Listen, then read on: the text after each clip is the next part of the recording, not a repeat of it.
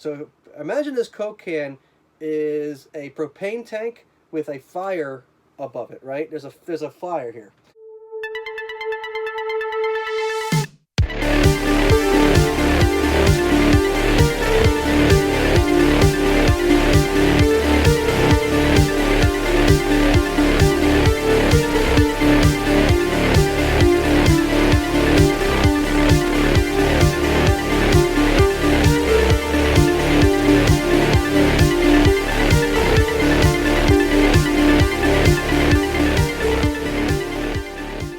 We are alive, and I'm with Chris. Look at this. We got a guest today. Oh my God, things are getting back to normal. Look at. I can't believe it. We've got a guest. It's been here. It's been like 4 months, and somebody's been sitting next to me on the couch. All right, so now I gotta pull you guys up on the live stream. Let some people trickle in. I always forget where they moved it to on this stupid new thing. YouTube has like redone their whole like setup, and I have to like find everything now. Where the heck is videos? So if you're watching, we're just messing around still. Hello, everybody. I'm looking for. Oh, there's people. I think it is. No, that's not it. Where the heck uploads? Oh, here we go. It is there.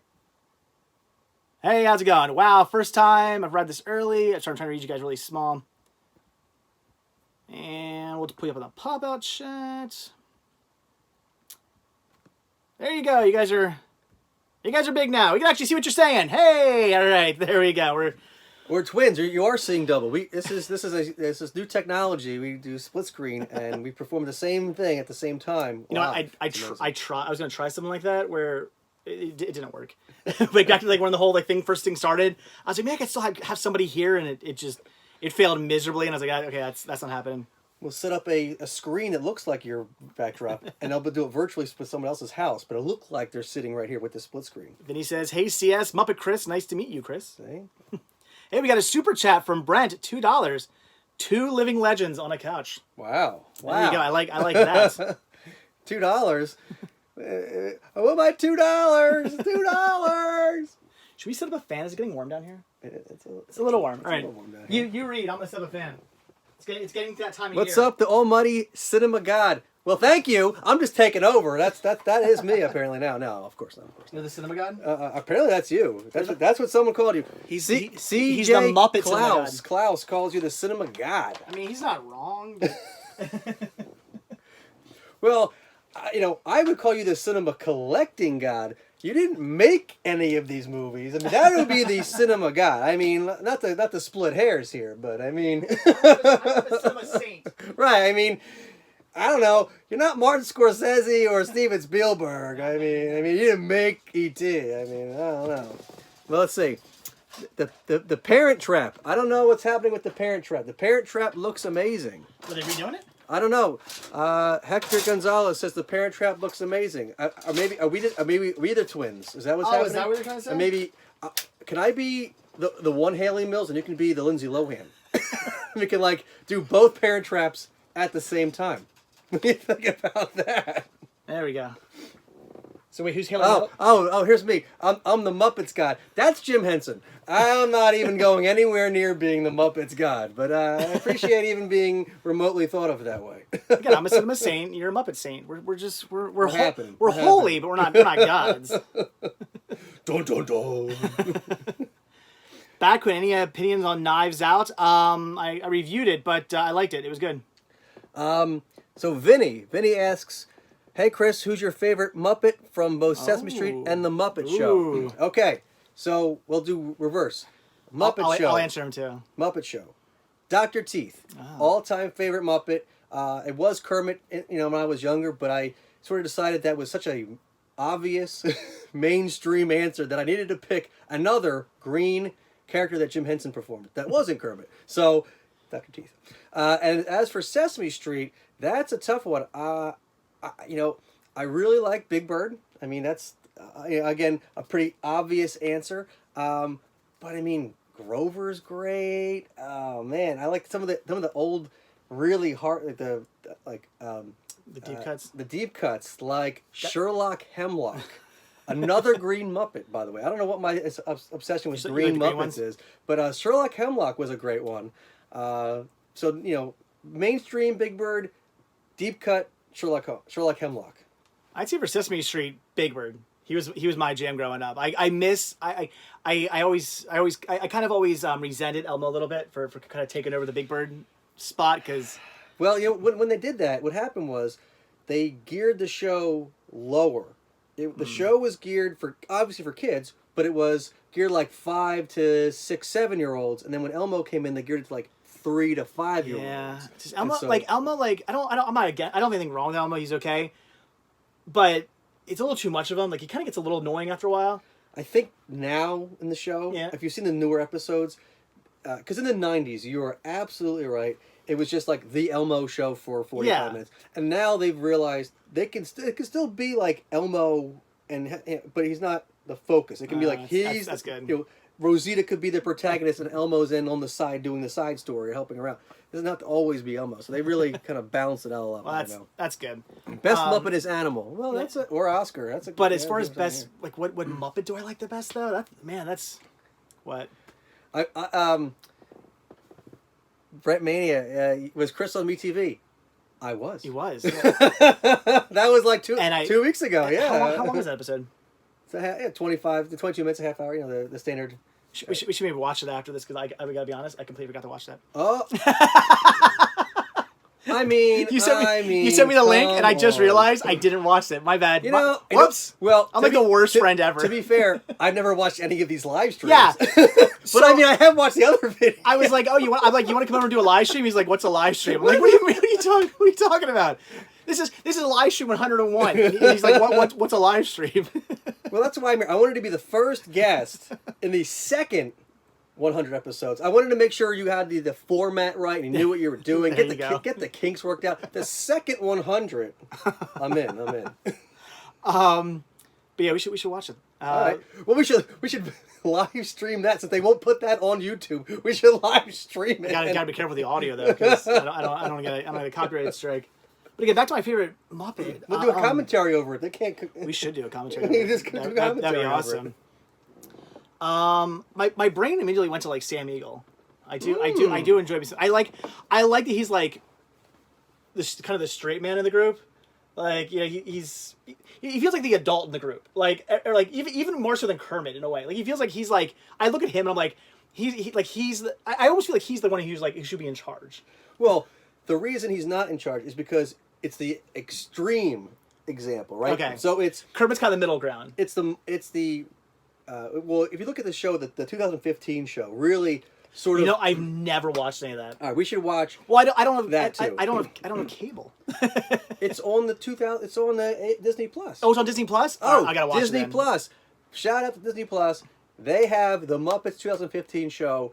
It's not for little kids. It's more of an adult thing. And Sam has the hots for Janice for some reason. But I would totally recommend it, especially since it didn't do well. Watch it again, especially the last 6 or so episodes are so much better than the first 5 to 10. I think that's what I'm going to be watching next then, because I've been wanting to see that. So good.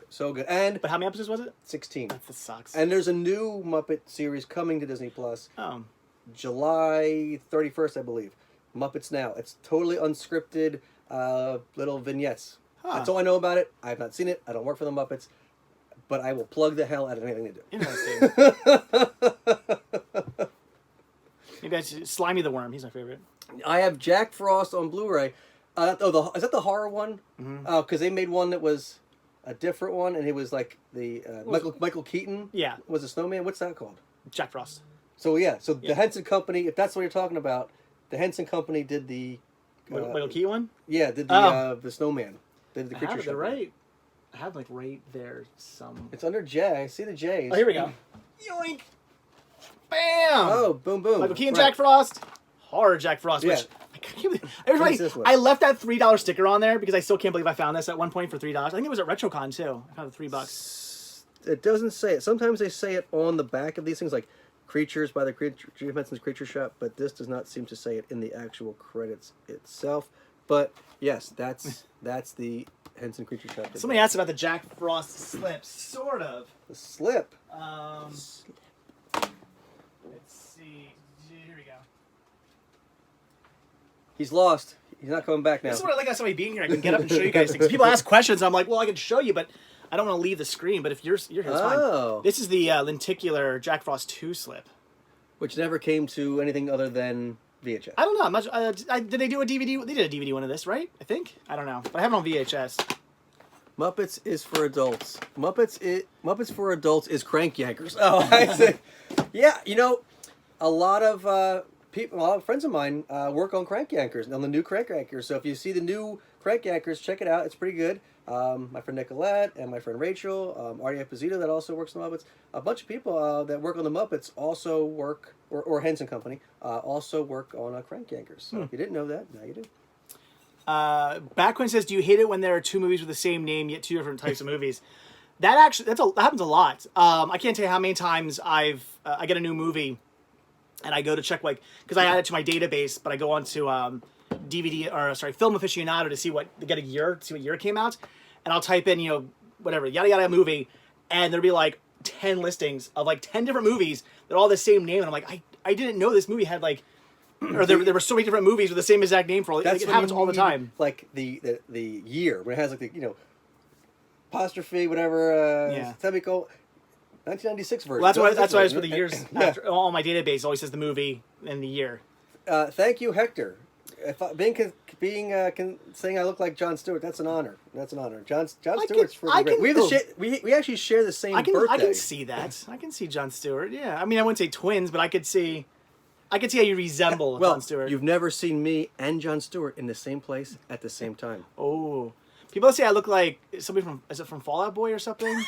Oh yeah, okay, yeah. I am not a fan of Fall Out Boy, so like people keep saying that, but I'm like, I don't know who that guy is. Not Pete Wentz, right? The other boy that fell out. You don't know.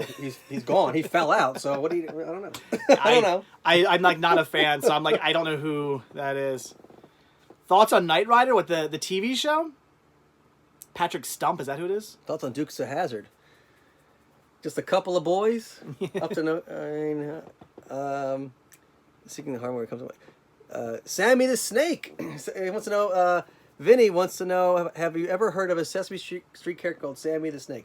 I have. It's a pretty rare clip. Maybe one or two skits. I don't want to speak out of school here, but I think only a couple skits. And he goes, "I'm Sammy the Snake." I remember that.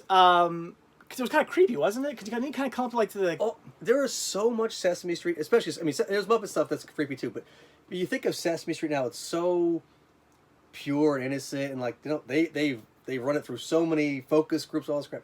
So back in the day, it wasn't. We were a lot less conservative as a country back in the 60s, 70s, and you could do a lot more. I mean, you look at the opening to Sesame Street from the old school DVD sets. You probably have them, but when they go through the they're literally construction site. They're going through construction sites. They're jumping on old mattresses in the street, and so the little notice comes up before, like, this is for a different time, a different audience. The people were different. I'm like, you got freaking kids jumping on like dirty mattresses in the friggin' street. Like, it's so crazy. I think it's Tina Fey in her audiobook. I guess in her book, but I had the audiobook. She talks about it, and she's like, yeah, there's little kids, going to the construction site. She's like, they eventually changed that because they realized it was insane.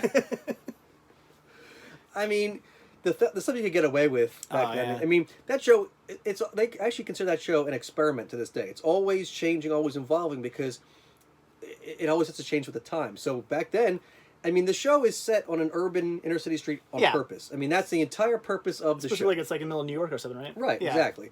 It's a melting pot show. There's different ethnicities, people of all stripes living on this street.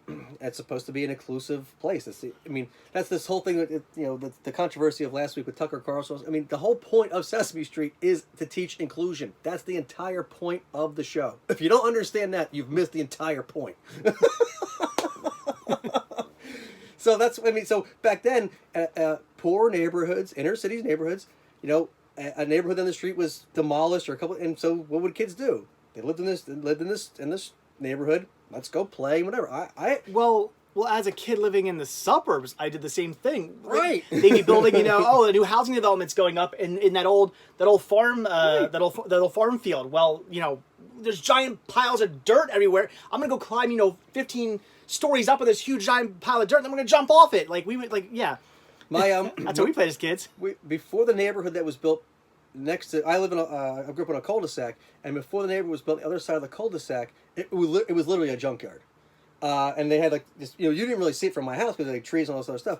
But I would, go across into the woods, to the back, and there was this junkyard. I come back with all this crap. My parents, where did you find this nonsense? I'm like, oh, in the junkyard. What were you playing in the junkyard? So I mean, yeah, it was like usually it's like kids like to play and do adventurous stuff and we'd go break into sneak into like abandoned. I think the statute of limitations has cleared, so okay. I think you're okay. Well, we weren't breaking in. We didn't break anything. The doors and windows were open. You can't break and enter if there are nothing to break into. We were urban explorers before urban exploring was a thing. Urban explorers. But we used to go into abandoned factories and houses, and especially, you ever been to Pennhurst? I know I've been to Eastern State, okay. not Pennhurst. That place is creepy on its own. Pennhurst, when I was... For those who don't know, Pennhurst was an insane asylum that shut down maybe 15, 20 years ago in the Philadelphia area here. And was it mid-late 80s? Yeah, shut down? something like that. And it was abandoned for... for years. For years. And they finally knocked it down only maybe five years ago and built... I think there's like a couple buildings still stand, but that's it. But it built like, townhouses or whatever. Well, it's government property, it was always government property. Even when we were sneaking into it, it was still technically government property. So people would sneak in for years, jump over the fence and do this. And then, that's the thing. There weren't fences when we were in middle school and high school.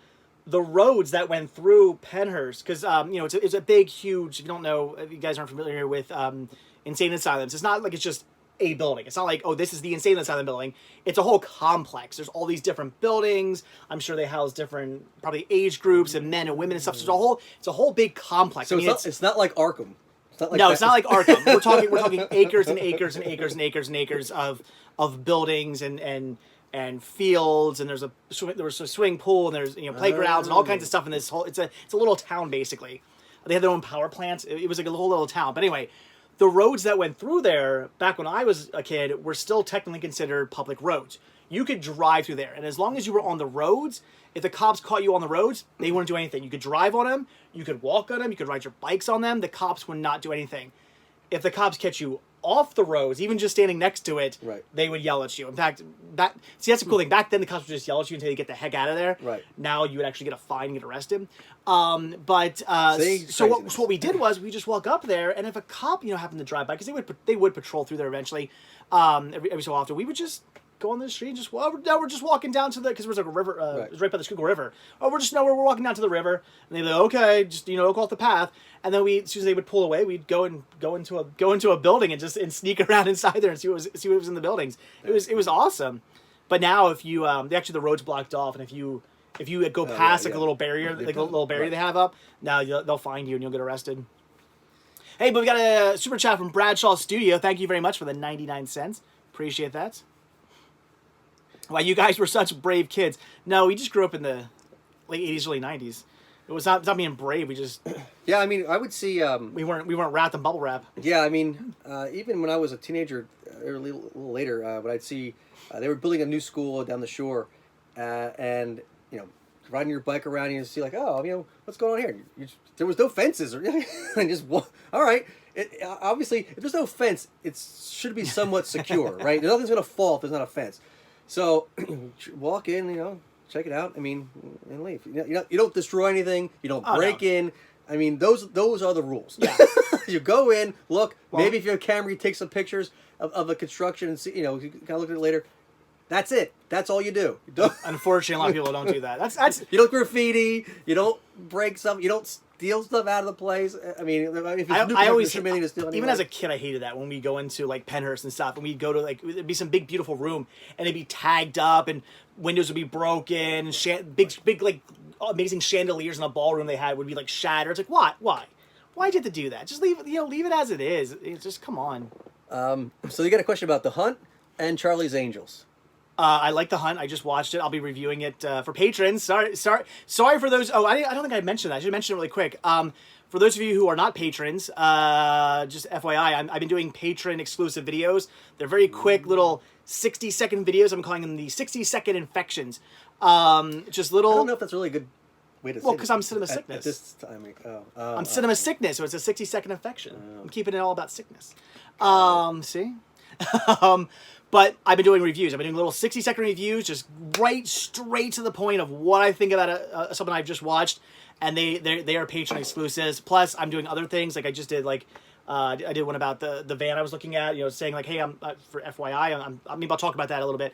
Eventually, I'm looking into buying a van, and I mentioned down by the river, and I mentioned that. So I've been doing little Patreon exclusive content. So for $1 a month, that's all it costs, and you get some exclusives. But anyway, The Hunt. I'll be doing a review on it, but I'll just say yes. I liked it. You did not see Charlie's Angels yet? No, but I hear that movie's horrible. We didn't see the movie. We didn't watch the movie, but we saw it 4K at Pam's. And you had just mentioned that you had not seen it yet. I haven't seen it either. The 90s ones with they're good. Drew Barrymore.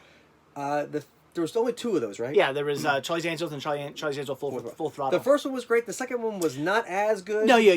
The first one was a lot better. Yeah, the second was. I mean, it wasn't bad, but it wasn't as good. You know what's funny about Charlie's Angels? Let me just kind of backtrack for what it's like. When you think of Charlie's Angels, you think of Farrah Fawcett, right? Mm-hmm. She was only on that show for the first season. Huh. She left the show, and so everyone's like, "Oh yeah, Farrah Fawcett, she got huge, right?" Won the first season of that show. The rest of it is somebody else. Like, not somebody else, but like they brought in like, what's her face? And I'm having a brain fart, but Fay Ray. Fay Ray, no. But Cheryl Tiegs. She brought her in as her sister, but they never had them together. And somebody asked me about my favorite Muppet special to watch at the holidays. Oh. That has to be, without a doubt, easily Muppet Family Christmas. But I was going to pull it, but that's a Christmas toy over here. But unfortunately, the version that's been put out in America for VHS and everything is edited. So I have found a copy from the UK that I transferred from PAL to VHS like years ago, and I watched that one because the songs and everything are all included. And actually, Elmo, before he really became like the Elmo we know today, like a big major character, Elmo is in that special in this one scene that was cut in the US. Really, I mean, you don't even hear him talk. He just sort of like, pans by. He's in the background. Well, Laura Ann, Muppet Christmas Carol isn't a special; it's a movie. Right. I'd say it's a difference. So for years, Christmas Eve, I would watch that movie every year. Christmas Eve, Muppet Family Christmas. This is the special Muppet Family Christmas, the unedited version. And for Muppet Christmas Carol, that is a big one on my list too. And again, the music in that is so good. Watch the unedited version, or if you can get the the Blu-ray, it's either unedited or I think it's a special feature. I have to watch the. Well, I have the DVD. When Love Is Gone. Dude, the Blu-rays. If you find the Blu-ray with because it was a movie club exclusive, wasn't the Blu-ray? No, the Blu-ray came out regular. It came out not with the unedited. I think it's a special feature. You can but not the movie. I think it has a special feature of just that scene. But to get the movie completely. Do you have that? I have it on DVD. The DVD was released. The DVD was released in stores. So the Blu-ray, I believe, was an exclusive to. Oh, I don't know about that. I never heard about that. Movie Club. I know that the DVD came out. And that had it unedited, yes, but it was like either only in full screen. It was only in full screen. And then the widescreen version did not have it. And then they put it out in Blu-ray, and the widescreen version didn't have it again. But it had but somebody on the internet, I forget who did it, but somebody on the internet edited it back together, and so you can download it illegally. Disclaimer. You can get it online. You can find it on the internet. You can get it all the way, and I have a digital copy like that, and that's. Yeah. Even though I had the movie, buy the movie. It's fantastic. Highly recommend it. It's one of the best Muppet movies. 2 years ago, I did watch the Muppet Christmas Carol with Sean, and I was like, let's watch the full version with what song is that? When Love Is Gone. When Love Is Gone. Let's watch it with that, and I started watching it, and I realized I can't do full screen for widescreen movies anymore. No. Like it's one thing if like I don't know, for some reason for me it's like I guess if that's the only way the movie is available, Suck it up. My brain doesn't think I can't do this. My brain's like, well, this is my only choice. I have to do it. But when I'm watching the movie and I'm like, I know I could be watching this in widescreen, and I'm like, I can't do it. So I started watching it, and I like, but maybe 5 minutes in, I'm like, I'm watching the edited version. Well, I can't do this. Do you ever do the ultimate sacrilege? Well, there's two sacrilegious things for me in that regard. The first sacrilegious thing, the worst of the two, would be to stretch the full screen to the widescreen. No. So like, someone's face is like, I hate that. That's the worst. The second worst, but like not slightly just a little bit better, is to just zoom in. Oh, so no. it's like cropped. I've seen people do that. Oh, yeah. Sometimes these networks that have the old shows, that's what they do. They put these things and they're like, we're like MeTV. All right, shout out to MeTV, but I've seen what you do with some of those shows. It's like, you definitely cropped it. Although I saw MASH the other day on there, and it was a actual widescreen version of MASH, which apparently was on Hulu. I had to look it up on, and Hulu had because MASH was shot on 35 millimeter, so they were able to go back to the original negatives and do it that way. And it's the same thing with Friends and Seinfeld. That's why it's like they made it both ways. And for the older shows that were shot on film, you can do that without it really, without you can see more this way. It's in the negative. I thought that was interesting. Anyway, that's a rant tangent there. Somebody asked, Jess asked, am I going to do a review on Rad? Yes, I am. I didn't watch it. I'll be reviewing that soon. Give me a couple days. It'll be out. I found a PVC figure of Kermit and Miss Piggy from my childhood last week and said to myself, I wonder if Chris has these. You should send Dave a image of that, and then or I don't know how does that send him a picture on Instagram. You should finally start checking your Instagram. Oh yeah, you can. I'm on Twitter and Facebook and sometimes Instagram, and so you can send Muppet stuff. I've been trying to get him more into Instagram. You can send messages there, and you can say, "Hey, do you have these?" And I can respond. That's the idea. And thoughts on the Muppet Babies 2018 series? It's fantastic. It's good. The old show used a lot of film clips, which at first has held it up for licensing reasons, but now Disney pretty much owns all everything. Because it was Indiana Jones and Star Wars, and at the end of towards the end of the series, there's some shots of Labyrinth. Oh, so that's obviously Henson, but the Henson Company and Disney have been working really well with the Muppets, so I don't think that would even be an issue anymore. Yeah. So, and all those, especially the old 30s clips from no-name movies and the Charlie Chaplin, I think that's all almost public domain at this point. So I don't think there's too much of an issue. I just think they're trying to capitalize on the new show right now and focus on that. And if you watch it, I think Disney really good. Disney Plus is also kind of ruining the chances of getting that stuff physical. Oh well, I that's true because Disney's Disney's like, no, we're going full force into Disney Plus. They're not going to be like, let's release this all.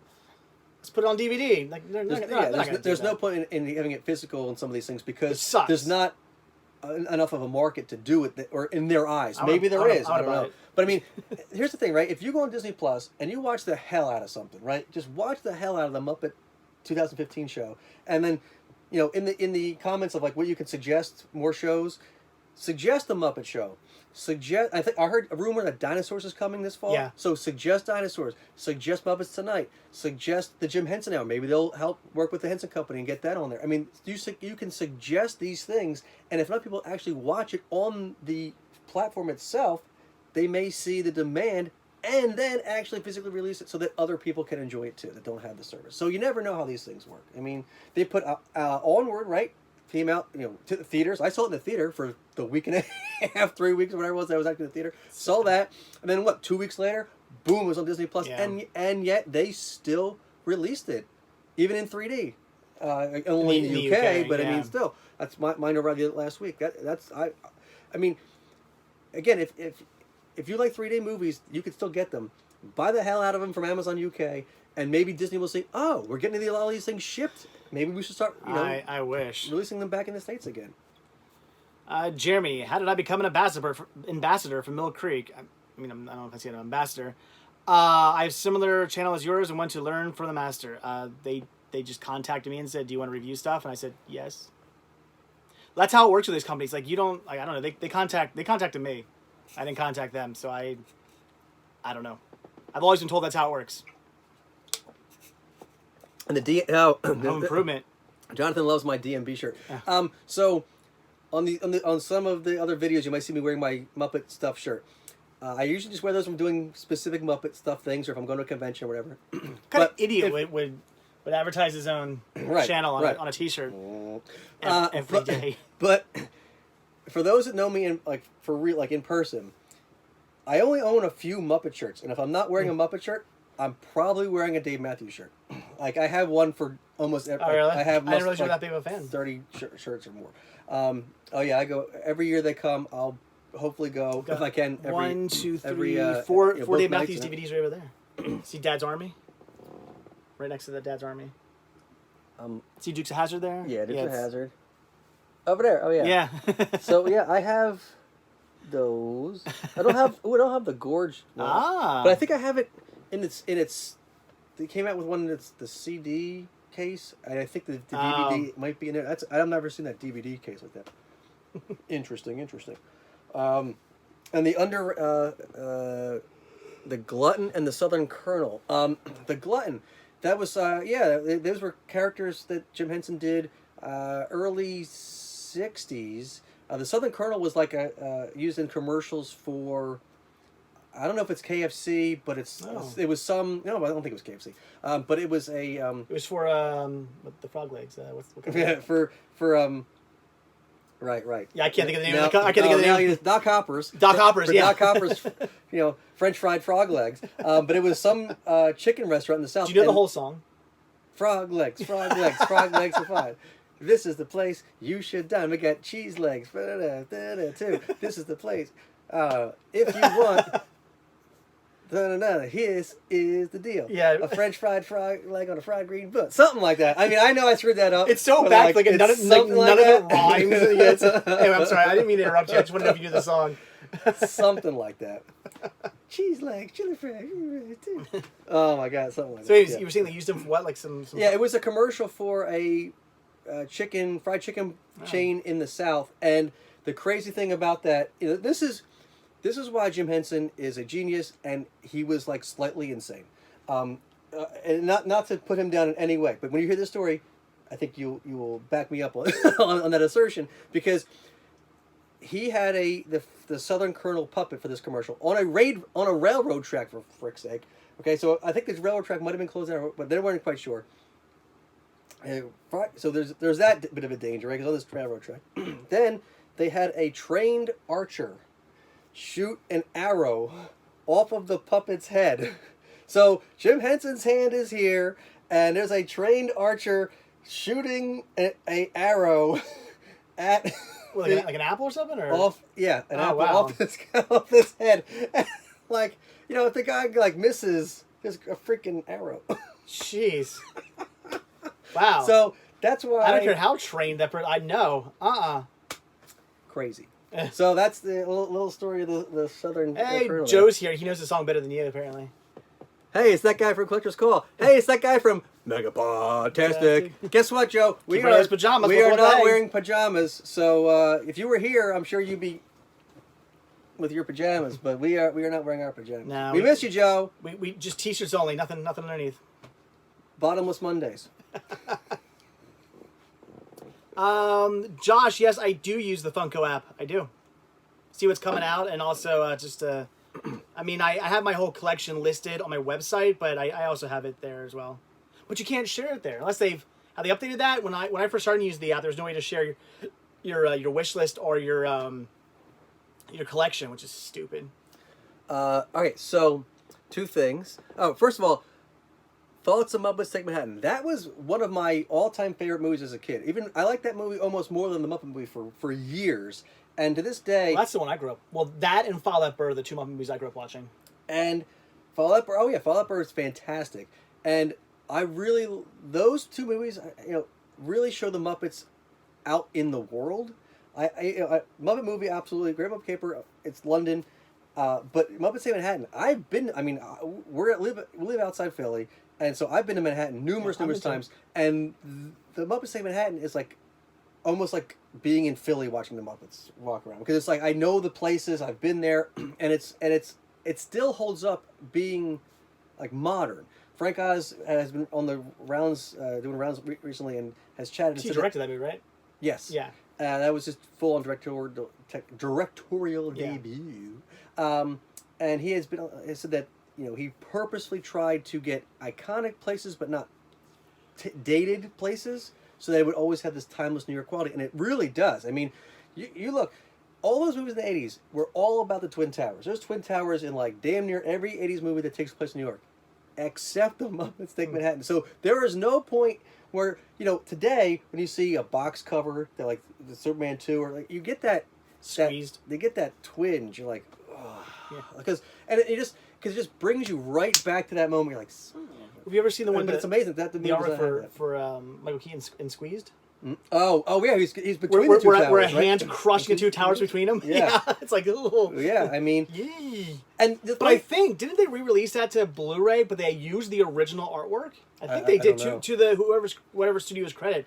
I think they didn't bother to use new artwork. I think they used the original.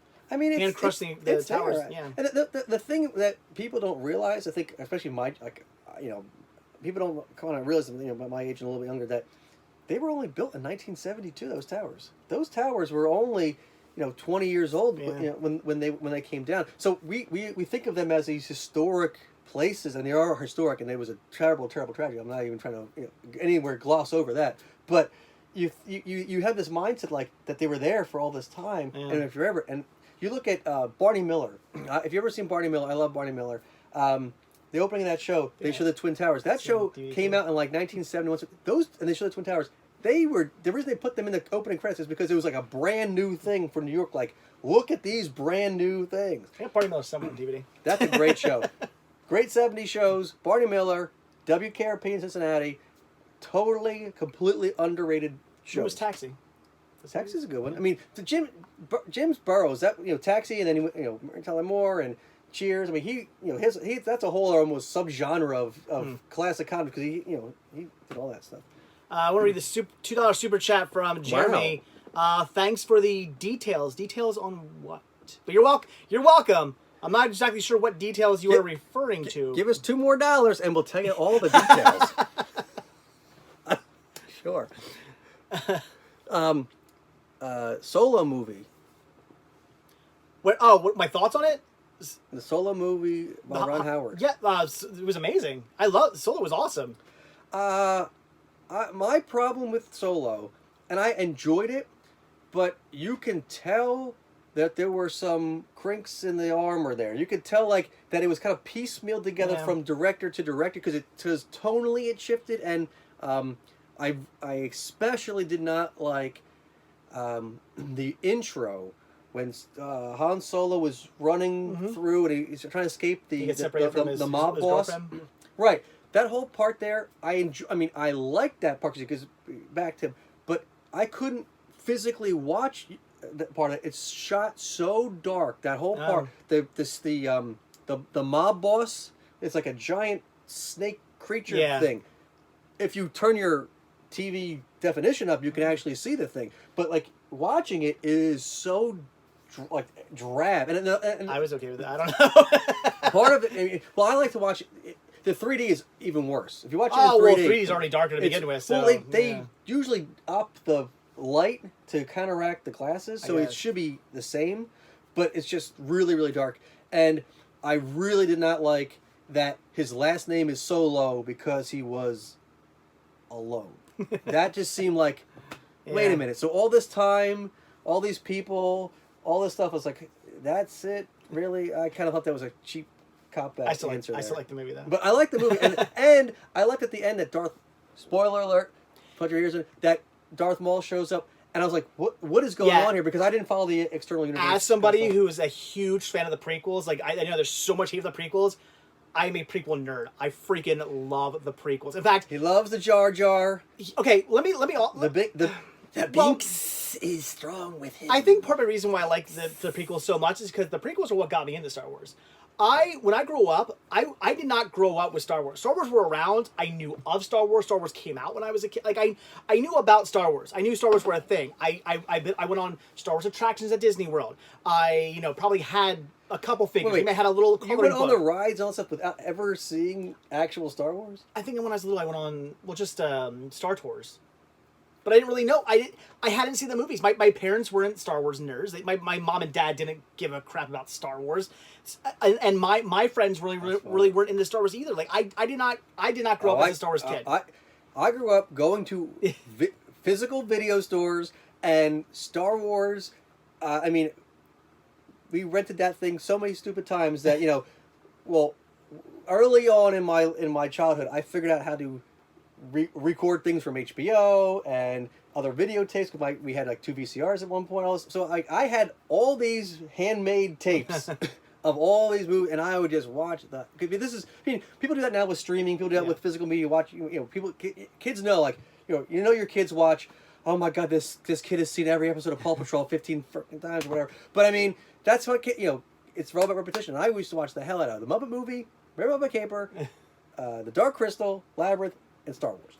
Dark Crystal, Labyrinth.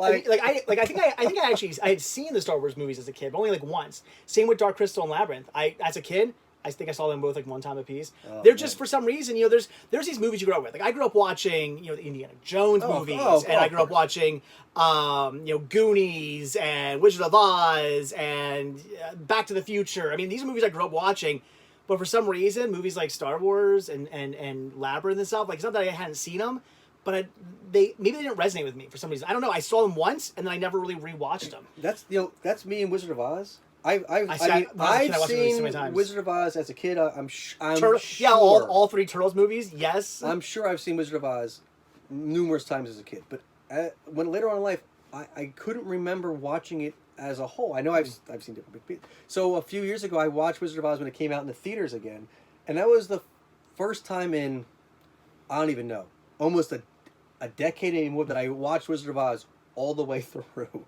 And when you watch Wizard of Oz as an adult, that movie is extremely anticlimactic. Yeah. There's this build-up for an hour and a half about, this witch, they got to go to the wizard, they got to go back to the wizard, they got to go... It does kind of end like quickly. And all this is like, I spilled my drink. Yeah. The end. It's over. You're not wrong. What the heck just happened? Jess says E.T. Again, another movie that E.T.'s a movie I had seen a couple of times as a kid. I remember watching that movie multiple times as a child, but... But E.T. was another one of those movies that I never really got into as a kid for some reason. E.T. is my mom's favorite movie. She doesn't do collections. She doesn't like toys. She doesn't like anything. So every once in a while, I'll pick up a little thumb. When we're out, if I find E.T. stuff, I give it to my mom, just like a little thing, and she's like, "Oh, this is great." But she hates she doesn't get into any of this crap at all. She doesn't know anything. And someone asked about Willow and someone else. Well, I was going to go back quickly to explain why the prequels got me started because. When the prequels came out, I was working at FAO Schwartz in the King of Prussia Mall. I was working in the toy store there, and there were 2 guys who worked there. They worked back in the back stock room, and they were nerds when it came to Star Wars. The one guy, his name was Ben, but everybody called him Obi-Wan because and he would dress up like Ben, right? Yeah, he was Obi-Wan Ben Kenobi, and he would dress up like him all the time. I mean, like these 2 guys were Star Wars nerds to the extreme, and they were always talking about Star Wars, and I started watching the prequels because they were coming out while I was working there, and we would get like copies to play in the stores. Okay. We'd have little TVs like CRTs mounted to the walls, but they'd be playing over top of like the Star Wars merchandise. Oh, right. So they'd be playing, and you would just see them all the time. So you might not be watching them like directly, but over a week, you've officially seen the movie like 15 times in bits and pieces, and you know what's going on. And then eventually, those VHS will make their way into the break room. So on your lunch break, you'd watch, the first half hour. The next day, you'd come back into work. You'd watch the next half hour. You'd watch them in little increments. But I had seen all 3 of those movies like so many times because I worked at FAO Schwartz, and I was like, I started to really get into it. I started getting into the story, and then. The 2 guys who worked there started to tell me, okay, well, here's how the story goes, and here's these characters, and here's like the deep cuts and all this stuff. And then from there, I went out and bought because I think it was right when the first time the original trilogy came out on DVD. It came out in that box set with the bonus disc. I bought that and I watched them and I loved it. So really, what it was the prequels that got me really into Star Wars. Like I knew what Star Wars was. I knew the movies existed. Like I said, I had seen them maybe like 1 or 2 times each. But I was never into them until I watched the prequels, started getting into these characters, into the whole story, and then that's what got me into it. So for me, the prequels a really important part of Star Wars to me. But once you got to the original trilogy, you didn't see those and like, wow, these are so much better. That never hit you. No, because always... I don't go into the. I think a lot of people look at the original trilogy with like rose tinted glasses. I went into them fresh, so I see all the mistakes, and I don't just mean mistakes like the stormtrooper breaking his head. No, I don't mean that. I mean the mistakes like, oh God, why was it written that way? And oh, why did the character say that? And oh, that's the dialogue. And why didn't they fix this stupid little thing? Like, there are all these little things that are like, I'm like, these movies are not perfect. Like, every time somebody goes, oh, I hate this character from the original, or I hate this scene from the original, I'm like, well, I can give you an example of a scene just like that from the original, not from the original. I don't like from the prequels. They bash the prequels, and I'm like, I can give you a character or a scene out of the original trilogy that's just as bad. I mean, George Lucas has been said to not make them the same, but they mirror, they repeat, they like have a connection, right? So this scene mirrors this scene, and so it's supposed to have like this repetitive sort of nature to it on purpose, but there are some very cringe-worthy moments or something, and look at the people bash the Gungans, and I'm like, you know what I just heard? Ewoks? Hello? But you know what I just heard was really funny is that they were not supposed to destroy the Death Star in Star Wars. No. Apparently, they never. Well, it's so different because to look back and think that Star Wars was not going to be necessarily a franchise, a trilogy. It was not supposed to be anything more than Star Wars. If you watch the first movie, it does end in a way that could be it. Like, every time I watch Star Wars, I always watch it and go, I can see the movie just ending there. Like, that is a complete story. It's not necessarily set up for a continuation. Right. Yeah. And that's because that was it. And it blew up. And they had, George Lucas, there's different versions of these stories. And George Lucas has said that, he had this whole long story planned out and like the trilogies. That's why apparently the prequels were already written. Right, this whole thing. So he said that he had always intended to blow up the Death Star in Return of the Jedi in the other movies that he had planned out. But because he had no concept that this was ever going to happen, because remember, George Lucas had some hit movies like American Graffiti was a big hit, but THX 1138 was a complete bomb. That movie's not that great. It's There's a movie called I've gone back and rewatched the movie a couple of times. And I'm like, this movie's kind of boring. Ewan McGregor and Scarlett Johansson are in a sci-fi movie about escaping from like, I forget what it's called, like The Runaway. I don't know. Someone here will comment on it, I'm sure, and tell us remind us what it is. But it's basically THX 1138. They're like escaping like an island or something. Yeah, maybe it's called The Island. Is it called The Island? It's called The Island. But it's like if you watch THX 1138 and you watch The Island, you're like, this is the same movie. I'll have to rewatch it. And it's like, and actually, The Island. It's called The Island. Yeah, might be actually a little bit better. It's like almost exactly the same movie. But obviously, George Lucas said that. But I remember not being bored with The Island. Right, that's my point. Okay. THX 1138 is cerebral and it's cool, and then The Island is like the actual action adventure movie you hoped. It reminded me a lot of like not as artsy, but kind of like as slow paced as like 2001 or even the first Star Trek movie. Like both those, like all three of those movies, the first Star Trek, 2001, and THX are all just like so slow. Like I can't even. My rant on 2001. Here's the thing: a slow movie's okay as long as interesting stuff's happening. I feel those movies are slow, and there's so much times where it's like nothing interesting's happening on the screen right now. I'm so bored watching this movie. 2001, the special effects and for its time, completely groundbreaking, amazing stuff. I mean, I know you can kind of say that about Star Wars, like, oh, the special effects are so good, but Star Wars is entertaining to this day. 2001, if you're watching that, that movie is 4 small movies in one. Yeah. It is like so episodic. It is, okay, here's a half hour of monkeys, beginning of man, dreaming of technology, or the forethought of technology, whatever you want to call that. The only really exciting part is when they're in the spaceship with with Hal. Right. So like that's the only part of the movie that I'm like, this is pretty interesting. The rest of it's boring as crap. So and even that part has really slow scenes where he's like trying to go through and like get to. It's like, dude, speed it up. Let's go. Right. So you have 40 minutes, a half hour, 40 minutes movie of like early man civilization growing. Then it's the action movie you came to see, which is the middle part of man versus technology for the next 40 minutes, hour or so. And then another half hour of like existential, I can't even say it. Weird existential, baby like, thing floating in space, whatever. man's journey inward and it gets way too artsy. artsy. You're like, okay. So now this is like 3 different freaking movies that I'm watching here. That it could easily, so you watch this whole thing, you're like, oh, I don't know. That movie is like, you might as well just give me some Xanax, and it's beautiful art. Oh yeah, it's shot nice. It's just slow as crap. Yeah. And I have to say, the Star Trek. I cut that movie down to like an hour, and it'd be awesome. Why cut that movie down to 5 minutes? Monkeys, man versus machine, baby floating. The end. The end. Bam, bam, bam. You have just watched 2001 in 2018 seconds. That's it. But Star Trek, the motion picture. If you can get the DVD of the director's cut, I've seen that. Yeah, that came out on DVD, and they're apparently working on a 4K version, and it might have a Blu-ray with it too. You thought it was that's the only version The I've ever director's seen. cut is so much better than the non-director's Oh dear cut. Lord, because I've only ever seen the director's cut. And I thought that was horribly slow. They're both slow, but the director's cut, and same thing with Wrath of Khan. You gotta love that 15 minutes of that movie is just a shot of them like panning past the it takes that's the starship. The problem with that movie. You're 100% correct. I'm like, why are we still panning across the damn starship? What's going on here? That movie, Star Trek the movie, was a direct response of Star Wars doing so well. So you have those movies, right?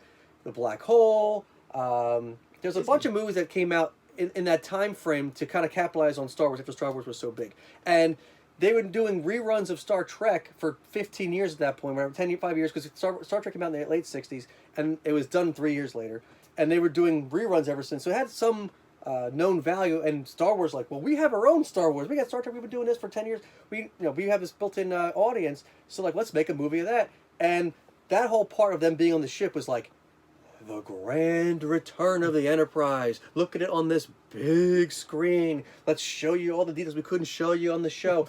Okay. Get on the ship. Start the movie. I'm totally with you. There are only 3 Star Trek films I can honestly say I really enjoyed. Well, you know the rule, right? That was the J.J. Abrams ones. That was this. Rick or Joyce makes fun of me. He's like, "Oh, so the ones you enjoy are the Star Wars Star Trek movies." I'm like, "Yep." Well, yep. The rule with Star Trek movies, it's the even numbers. 2, 4, 6. Yeah. And I don't know if that really holds for the next generation movies. Wrath of Khan's good and all, but it's like I'm not gonna sit here and like rewatch Wrath of Khan over and over again. Like that movie's great. It's not that it's bad. I think the best one. I'm also not a huge Star Trek fan. That's my problem. That's the thing. I actually. Well, in the early Joe 90s, says J.J. Abrams. Okay, I know he only made 2, but you know what I mean. I'm talking about the newer ones. He produced the third one. He didn't direct the third one, but he produced it. That still counts. It's still in that Kelvin timeline. Still counts, Joe. Still counts. I'm watching you. I'm going to call it the J.J. Abrams trilogy. You're going to deal with it. There's going to be they're rules. Probably making another one. They're making a 4th one. I hope so. I like the other 3. Well, they're fun. I want to put a pin in part of that, but I want to say the favorite original Star Trek is a toss up between 4 and 6. Voyage Home, The Whales. The Whale, yeah. Everyone loves that. Kirk Thatcher, shout out, works for the Muppets from the Muppets and the Henson Company. He helped design the dinosaurs for dinosaurs. The punk rocker on the bus that Spock gives the Vulcan that pitch. That's Kirk Thatcher. Oh. So shout out to Kirk Thatcher. That's a great. Because he's watching. I'm sure, of course, he follows me all the time. Anyway, so that is a great thing, and the Undiscovered Country 6. It's like a murder mystery. Yeah. That's really cool. It's like it takes a different kind of spin on Star Trek. Those are the 2 best of the originals, and now I can pull the pin out of the other thing and tell you why I freaking hated the second of these new Star Trek movies, because the reason Wrath of Khan works is, even if you have not seen Space Sea, which from the original series sets up the events of Wrath of Khan, which I never saw. I think I've seen it now, but going into the movie, I hadn't. But they sort of give you the depth of the relationship between Kirk and Khan, and the stakes there, and so like the oh, he's been on this planet for 40 years, and Kirk accidentally destroyed his... I mean, he was sent to a prison colony, so it wasn't supposed to have, like, a happy ending in the first place, but the prison colony, like, something happened, and, like, it wasn't even, like, the place was destroyed, and he had to, like... It was a big mess. So... But that wasn't Kirk's fault. But he inadvertently really screws up Khan, right? And so there's like 40 years of Khan just like, I'm going to destroy this mofo because he told me he was giving me this deal to like get out of here, and he royally effed me, right? So you have like this years of pent up frustration. You get to the one in the Kelvin timeline, and I don't know why the timeline screws up. First of all, Khan's ethnicity, because. Why is he like this British white dude? Ricardo Montalban. So like, why is it? How does this affect his ethnicity? That's bizarre. So that didn't make any sense. And I think they wanted to make it so that you didn't guess it was Khan, but you knew it was Khan the entire time. You're like, if this turns out to be Khan, I'll be stupid. I'll be freaking pissed. And there it is. And he has zero motivation. Everything happens like in a day or two. You're like, why is he so freaking pissed? The stakes just are not there. And what really pissed me off was in the marketing lead up to it, J.J. Abrams on this stuff, he goes, it's not Khan, we are not remaking Wrath of Khan. And then they take exact scenes from Wrath of Khan and put them in it, but reverse. Oh, it's now Kirk that's doing this instead of Spock that's doing it. And like, you've got to be kidding me. So that annoyed the crap out of me. I really like the third one. Basically what we're trying to say is Star Wars is so much better than Star Trek. Sometimes yes, and sometimes no. All the time. Jub. Let's see Star Trek do Jub, and then we'll talk. They also cure death. Argument blood brings back the dead now, says Joe.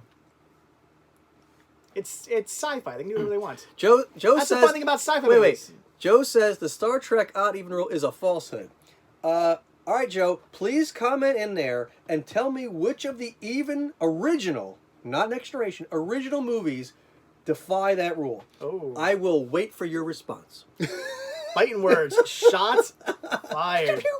Damn. Wow. We just got hot here. Jeez. That movie was total crap. There we go. Which Star Trek 12? Which was 12? 10 and 12. Star Trek 10 are the two worst. That's Search for Spock. No. I mean, all right. So there's a special trilogy inside the Star Trek trilogy or movie universe, right? It's Star Trek Con. So 2, 3, 4 are its own trilogy inside the larger world. Are we freaking like buffering again? We're buffering. Why am I always getting into an hour and then we buffer? There's something going on with YouTube. He's here, so I'll restart this if I have to. But can you guys even see us? Are we good? Leave a comment if we're good. I don't know. It seems like I get to an hour. Like I think it's got to be something with YouTube. Yeah, they don't like you doing. I think they're doing something because the last 3 live streams I've done, I've gotten to an hour and they've crapped out on me. Too much on Star Wars and Star Trek. So apparently we're good. We'll see. It'll probably crap out though. If it does, I'll restart the live stream. But so anyway, let's wrap up our Star Trek and Star Wars because people are tired of talking about that. But I want to say that there's a trilogy inside the universe, which is Star Trek 2, 3, and 4, that complete a story. So it sets it up in Star Trek 2. Spock dies. He has to spend his whole day. They go to the Genesis planet. He comes back to life, and he's just reborn. All this crap, and then. In Star Trek 4, he's like still like now he's grown up again, but he's still kind of like relearning who he is, and it's part of his like the character. But Star Trek 3 is so boring, Joe. I don't know how you can say that. That's better than 4, better than 6. I don't know, man. J.J. Abrams. That's just better than Star Wars. No. Anyway, Pam has a question for you though. Pam's here, by the way. Hi, Pam. Pam from the Video Game Movie Dome is in the house. Shout out to Pam. Quick question. I totally forgot what Blu-ray 3D I was supposed to check at home for Chris. Do you or Dave remember? Oh. I don't remember either. It was a... I remember you talking about it. Can't remember what it was. Yes. Journey to the Center of the Earth. There you go. It looks like I have Mickey Mouse. Yeah, you do. I just realized Anytime that. somebody sits there... Oops, they keep like blacking out. Anyway, so that was Mickey Mouse. So that's not me, but not a new haircut. But yes. So I forgot that Journey to the Mysterious Island was a sequel to that, and I wanted to watch the first one first, obviously. Totally forgot, and I'm watching this movie, and they're like, "Yeah, my dad," and it's like you could tell there's a backstory that I'm kind of missing, and they totally like make the dad seem to be like a jerk that he like left them. So like wondering what happens in the first one. I'm sure it's like some contract thing that Brendan Fraser didn't want to do in the second movie, but like they make him out to be like this like deadbeat dad, like just like took off and left. And they should really need to make a third one where they find him deserted on some third island. I wish we see Brendan Fraser more. The Therious Island. He like work into the three somehow into the title. I don't know. I always say I have this weird thing with Brendan Fraser. I watch the movies and his acting isn't. I mean, don't get me wrong. He's done some more. It's Brendan Fraser. He's done some serious stuff where his acting's okay, but it's like I see a lot of times. I don't see him as like I wouldn't call him a good actor. I mean, don't get me wrong. There are some movies where he's good in it. Like, I mean, Gods and Monsters and stuff like that. Like, I'm not gonna say he can't act, but he hams it up a lot. And even the things where he's supposed to be more serious, sometimes I feel he's not doing the best job. Here's the thing: when I watch Brendan Fraser, I feel like I'm watching somebody who's acting. Like, it's not how you're supposed. When you watch a movie, you're not supposed to be thinking that person's acting. You're supposed to be thinking this is really happening. Your brain's supposed to go off into that universe. The suspension of disbelief. Yeah, with Brendan Fraser, I always think that's Brendan Fraser acting as this character. You know what's but all right. I love Brendan Fraser movies. It's weird. I have this weird love-hate relationship with him. When I watch him, I go, "Oh God, like you can't act." But freak, I love your movies. Like so, you know what movie I just saw with Brendan Fraser where I know because I know exactly what you're talking about. Where you can't bind to him sometimes, but I really actually felt like I didn't have that feeling with him. This is going to sound totally crazy. Could you want to take a wild guess? A recent movie? No, it's a movie that he made about 10 years ago. Not a little more, maybe 15 years ago. But when you hear it, you're going to be like, holy crap, how does that even remotely make sense that he seemed like legit? Encino Man, Mummies, Blast from the Past. What else was he in? Looney Tunes Back in Action. Forgot was that movie. Which totally bombed, and you think like, how does this movie like you really buy him? He's talking to friggin' cartoon characters running around. And Monkey Bone, yes. Oh my gosh, I forgot about this movie. But I don't know. I just watched it recently for the first time in forever, and that movie is weird. There's like just some really awful parts to it, but there is some really the animation and the way it's the live action mix is really well done. And I gotta watch Back in Action again. I think they need to. I think that's due for a revival. I mean, if they can get are they doing all-time one of my all-time favorite movies, Who Framed Roger Rabbit, all-time classic. They're doing a Space Jam 2 though, aren't they? Or they were. The movie was not great the first time. But are they doing another one? Yes. I think it's LeBron James. Oh. The Michael Jordan documentary, I just watched that, and there's a whole little piece about Space Jam, and I'm like, I haven't seen Space Jam in like 20 years.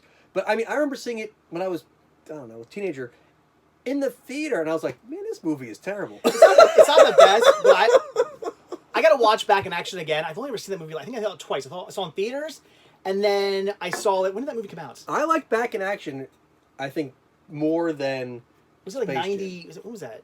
98, 98. I saw it like back when it first came out, and then I saw it in theaters, and then I hadn't seen it up until I got more into collecting movies. So like early 2000s. Yeah. I bought a copy of it and rewatched it then, and I remember both times just being like, it's okay, and liking Space Jam a lot more. But I gotta go back and rewatch it again. It's been so many years. Yeah. It's probably been like 20 years since I watched the movie.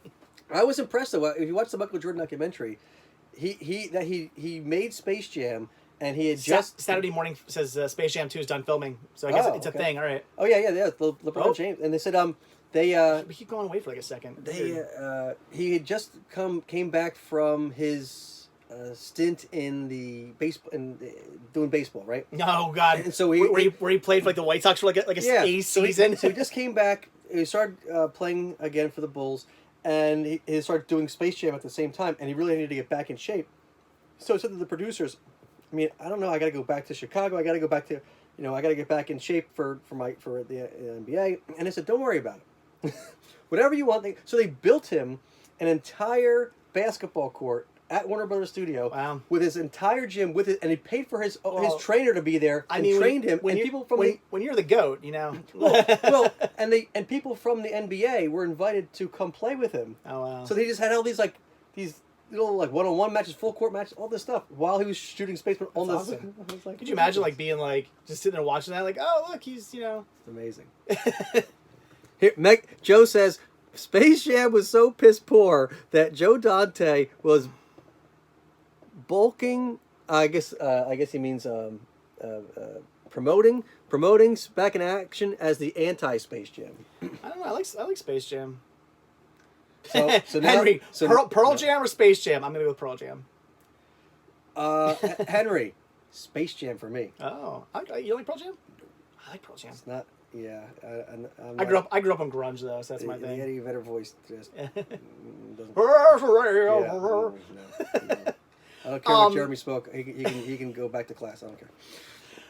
Thomas says, wasn't Brendan Fraser in the 90s and early 2000s Mummy movies? Yes, and I love The Mummy and The Mummy Returns are, I mean, if I had to do a top, I don't know, 100 movies, they might be in there. I love those movies. They're so good.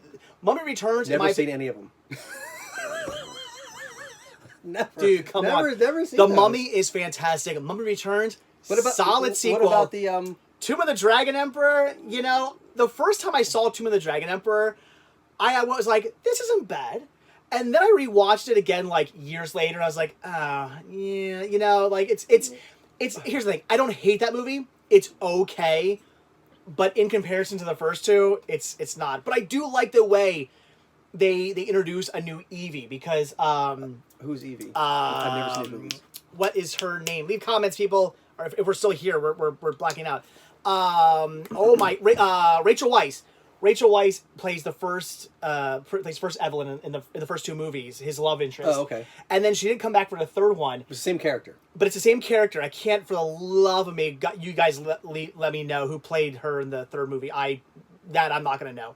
So it's a different actress, but they make a joke about it. The movie first, when the very beginning... you look different, I haven't seen it in a while. Yeah, the very beginning of the movie is them making a joke about how, it's not the same actress. And I'm like, that's kind of cool they did that. I do like when they're movies not do that. They're not pretending. They're not going to be like, oh, no, it's the same thing. Let's just get this out of the way. They know that we know this is not Rachel Weisz, so let's make a joke about it and then just get on with the movie. And I'm like, that's kind of awesome. Oh, Maria Bellows. Okay. This one, Jess says, Raspberry Jam. Pearl Jam, Space Jam, Raspberry Jam. I don't like Raspberry Jam. Grape Jam. I would choose Grape Jam over Pearl Jam and over Space Jam. Strawberry Jam over Space Jam and Pearl Jam. Absolutely. Strawberry Jam. Strawberry preserves, even better. If you're gonna go that way. Wow. What about Door Jam? If you're hungry, strawberry. If you're looking to block intruders, door. Jock Jams. Jock Jams. Jock Jams, George Jams, Jelly Jams, Space Jam, Pearl Jam. George Jams. You said George Jams. Door Jams. Toe Jam. Toe Jam and Earl. Don't forget Earl. Toe Jams. Oh my God. Oh boy. Jeremy wants to know, what about John Denver and the Muppets? Could you be more... What about John Denver and the Muppets? The Christmas Together? Excuse me. That's a little slow. The album of that is better than the special. And I don't know why there is no Electric Mayhem performance in the special. It's on the album, but not in the special, which is stupid. But John Denver and the Muppets, Rocky Mountain Holiday. That is awesome. The Muppets go camping with John Denver, and there is weird. If you've ever seen this special, if you ever see Muppet guys talking, they talk about a specific scene that they made in that movie, and apparently they shot most of that for real outdoors. But the weather did not hold up for the ending, so they rebuilt a grass set, and they put a black backdrop, so because it was dark, so you wouldn't see too far in the back, and a couple trees, and they shot that in an airplane hangar. Oh, and again, this goes back to my thing about Jim Henson being crazy and a little insane. So they shot that, and I'm going to use this Coke can. If you could hold this Coke can for a second, like this. Okay. So imagine this Coke can is a propane tank with a fire above it. Right? There's a fire here, and the ground level is here. All the Muppets are here, but all the performers are in this okay. dugout cave tube around this fire up here and a propane tank at the bottom, covered over now with this. So you watch the special. All the Muppets are up here singing in like around these pillows and sleeping bags and stuff, and the performers are all huddled around this propane tank underneath the ground. And they're like, if this propane tank blows, we're done. That's what happened to the Muppets. So that goes to that's one of the reasons I love the Muppets so much. When you hear these stories about how they actually made this up, they actually dug these people into the ground. Like, it's just totally insane. Where were we? I don't remember. We're talking about. Have you ever heard of the Puzzle Place? Yeah. I have heard of the Puzzle They've been Place. asking that question. I have not ever watched the Puzzle Place, but I've heard of it. What about today's special? Okay. What about Pinwheel? Okay. Pinwheel. Spin me around. I didn't really watch Pinwheel, but today's special Those are my two jams when I was a is a show that nobody remembers. If you said what today's special, they're like, "What is that?" I go, "It's that show with the mannequin kid life when you put a hat on. There was the mouse who lived in the mansion in the wall, and it was it took place in a department store at night." And the janitor or something was a puppet. He's an old puppet, kind of like Traveling Matt meets, with like the mustache. And him and the mouse were there, and they, he would put a hat or something on the mannequins, and the mannequins would come to life, and those were the people on the show. Yeah. I think it was a Canadian show. It was on Nickelodeon. Oh, probably. And all those early Nickelodeon shows were always Canadian syndications. Yeah. But you try to talk to anybody about that, and be like, "What?" It's like a hallucinogenic dream. Like, what are you talking about? That and Pinwheel I watched all the time as a kid. I grew up on those shows. But yeah, I mean, if anybody from those networks, today's special was the the origin of Mannequin and Mannequin 2. Philadelphia movie. I think as a kid, when Mannequin came out, I was like, they stole that from today's special. If there's not a freaking mouse in there, I'm gonna be pissed. And I was like a 7-year-old. I was like, "What is this? They stole that." Stop us now. Which, by the way, was the last song played at my wedding. Oh, the theme song to Mannequin. Oh my god! When they go riding off together on the motorcycle at the end. On the moped. Is it a moped or a motorcycle? I think it's a motorcycle. You know who the Mannequin is, right? From the first one or second movie? The first one. What's her name? I can't think of her name. Kim Cattrall from Sex and the City. Yeah, and the second one is Christy Swanson. Chris Swanson. Yeah. But when we had a DJ, and they're like, anything you want, and I'm like, I don't care. I'm like, I don't like. Here's the thing, I don't like weddings. I hate weddings. I hate going to weddings. I didn't even want to be part of my own wedding. I just don't like weddings. I don't drink. I'm not a party guy. I don't like garbage music, and that's all weddings play. So. The problem is they play the same song. Yeah. I like We Are Family. That's a great song. But if you hear it at every wedding, you're like, okay. I mean, play it once. Let's get this over with, and then let's move it on with some other stuff. I mean, we've all heard the same song so many times. I'm just not a wedding guy. I don't like weddings. So anyway, when the DJ was saying stuff, I pretty much let my wife just do everything. I was like, I'm like, I don't have anything. I'm like, but I have one request.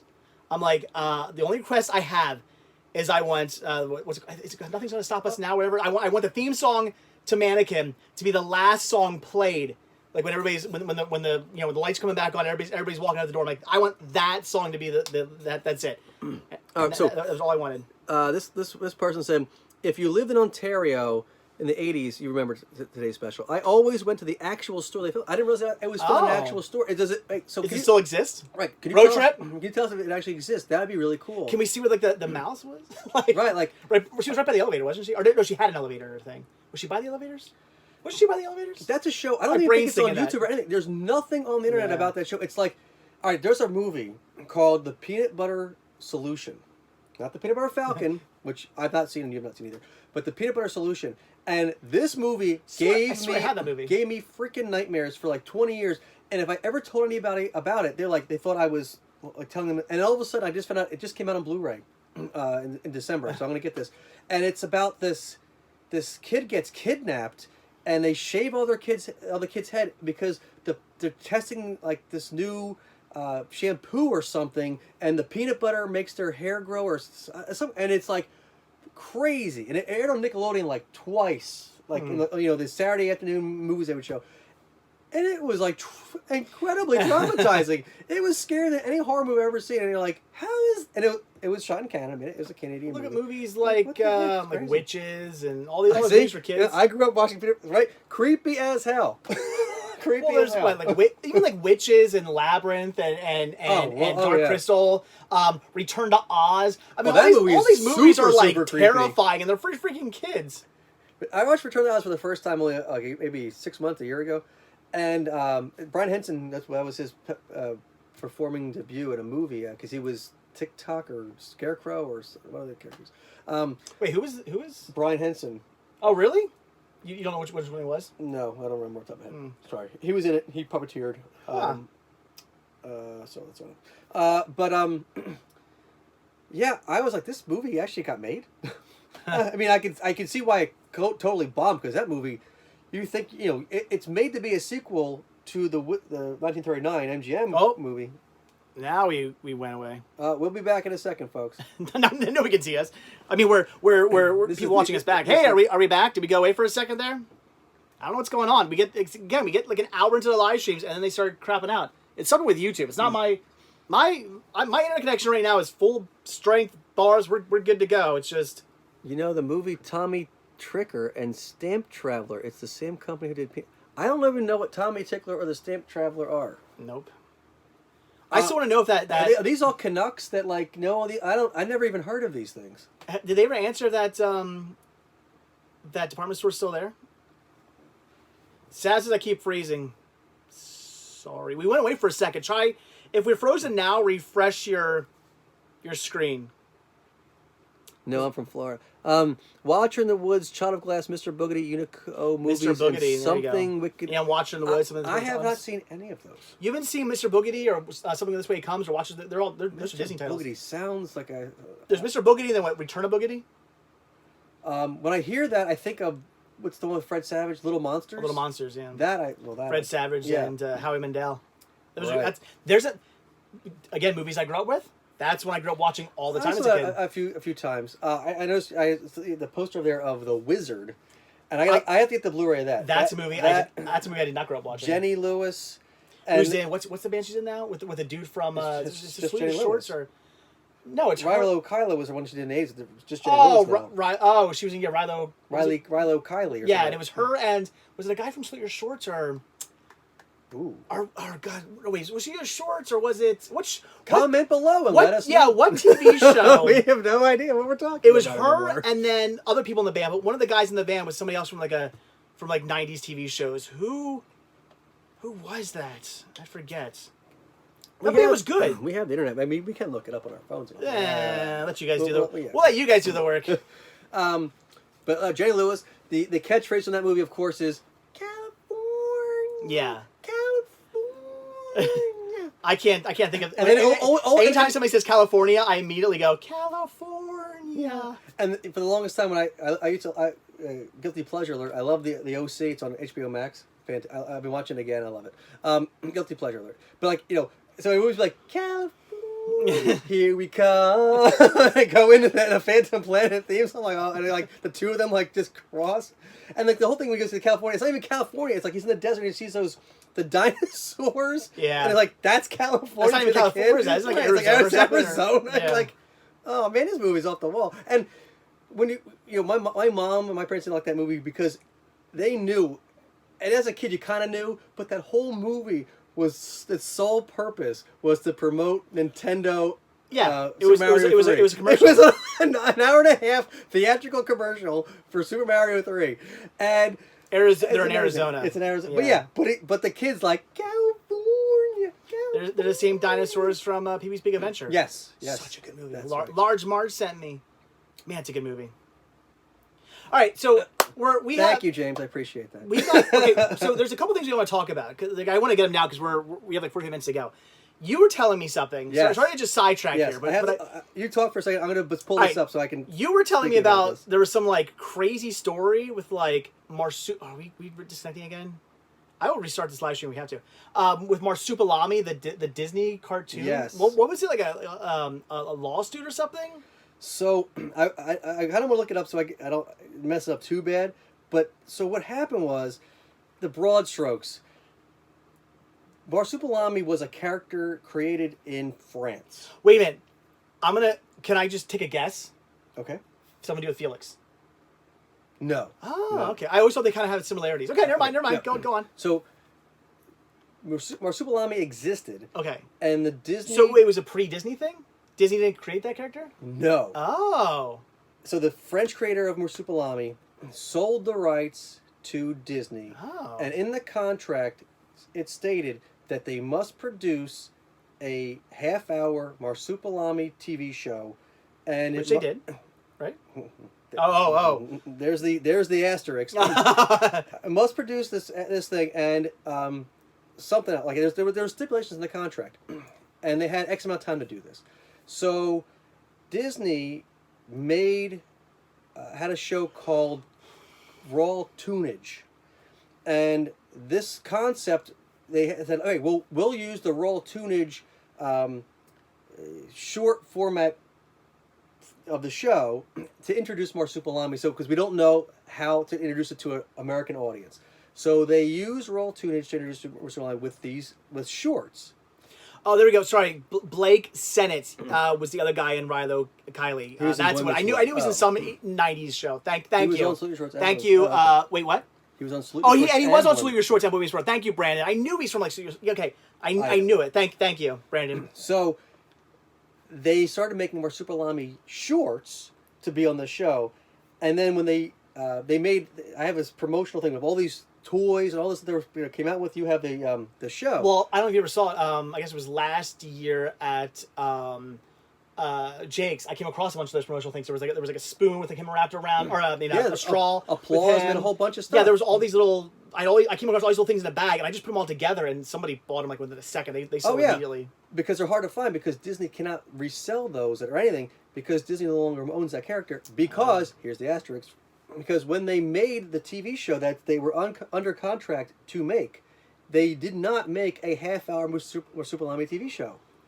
They made a half-hour Marsupilami TV show with almost all recycled content from Raw Tunage. So they made this show, and in the contract it said there has to be a full half-hour of new content. You couldn't reuse stuff they already did.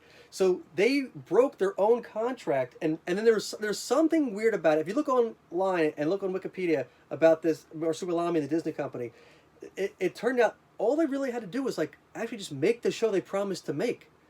It was like not that hard, because the merchandise sold really well. People liked the character, but they just didn't fulfill their contractual obligation. So the guy was like, if you're not going to do this, then I want the money back. And they're like, well, no, we made the show. And they looked back, and a judge said, you did not make the show you promised to make. Ooh. You took these shorts and then recycled them, which broke the contract. So they had to pay him all this money, and they lost their rights to Marsupilami.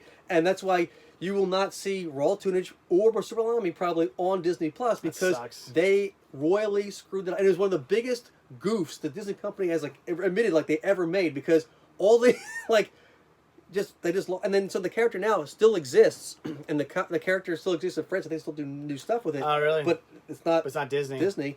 Oh. And there's a movie, I think they're making a live action Marsupilami movie, like live action CG. Really? I saw a trailer for it. And of course, it looks a little different because it can't look too much like the Disney one that people know, because it's not the Disney thing, because Disney screwed up and they don't own it anymore. I don't know how people here have any idea what we're even talking about. Can you show them the thing? Who even knows what Marsupilami is? Marsupilami. I do. I used to watch it on TV. It was like Tangled before Tangled, right? Tangled, she uses her hair in all these different ways. The Marsupilami used his tail in a lot of different ways, and he would go hoo-bah. Show them both here. So I'm there. Yeah. So this is Marsupilami, and it had like some gross out kind of humor, like almost like Ralph Bakshi kind of stuff. It was a like a 90s. Yeah, and so he always used his tail show. in like really crazy, funky ways that only cartoon characters can do. But yeah, so this is a very, this is rare. This is a Disney's Marsupilami. Yeah. And notice how they don't say Disney's, it's just Disney. And so yeah, see on the back here, it shows all like 5 or 6 shorts. There's like different lists of things because they never made an actual 22-minute show of Marsupilami. It's just made up of shorts, and half of those were already made for Raw Tunage. So, little history lesson there for you. Yeah, it's no Bonkers. And Bonkers. Who remembers Bonkers? Bonkers. I think that is coming to Disney Plus, or is it? Nice. It's on Disney Plus. Bonkers was basically a all cartoon version of Who Framed Roger Rabbit. They were like trying to recreate that because Bonkers is an out of work cartoon actor that teams up with, in theory, a live action detective cop, even though it's all just drawn. And I think originally that cartoon was going to be live action and cartoons, and they just couldn't make it work. Oh, I didn't even know they made VHS tapes. Yes, they did. Oh yes, my they goodness. Did. Bonkers VHS. Woo! So who here remembers Bonkers? And he was very much Roger Rabbit. I mean, he was kind of Roger Rabbit. The character was very. They're kind of similar. They're both like, well, I mean, he's a cat. He's like a. But look at this. He's a marsupial. But look, the spots are almost. But they do have similarities. Yeah. Yeah, like I guess. Look, we can see. So, spots.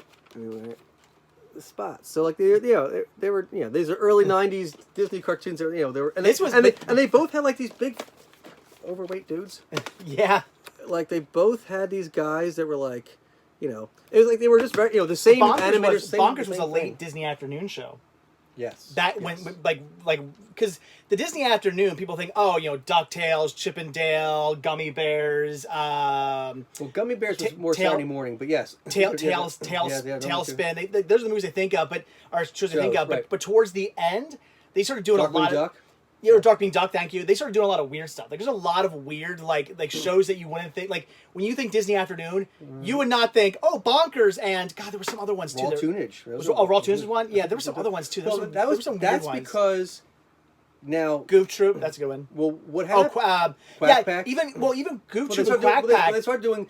What they realized with Darkwing Duck and DuckTales is that if you took a classic character and reformatted it a little bit, it had a really, really good return rate, right? Yeah. You had Baloo from Jungle Book, then became Baloo from Tailspin. Gargoyles, that's a good one. And all these shows.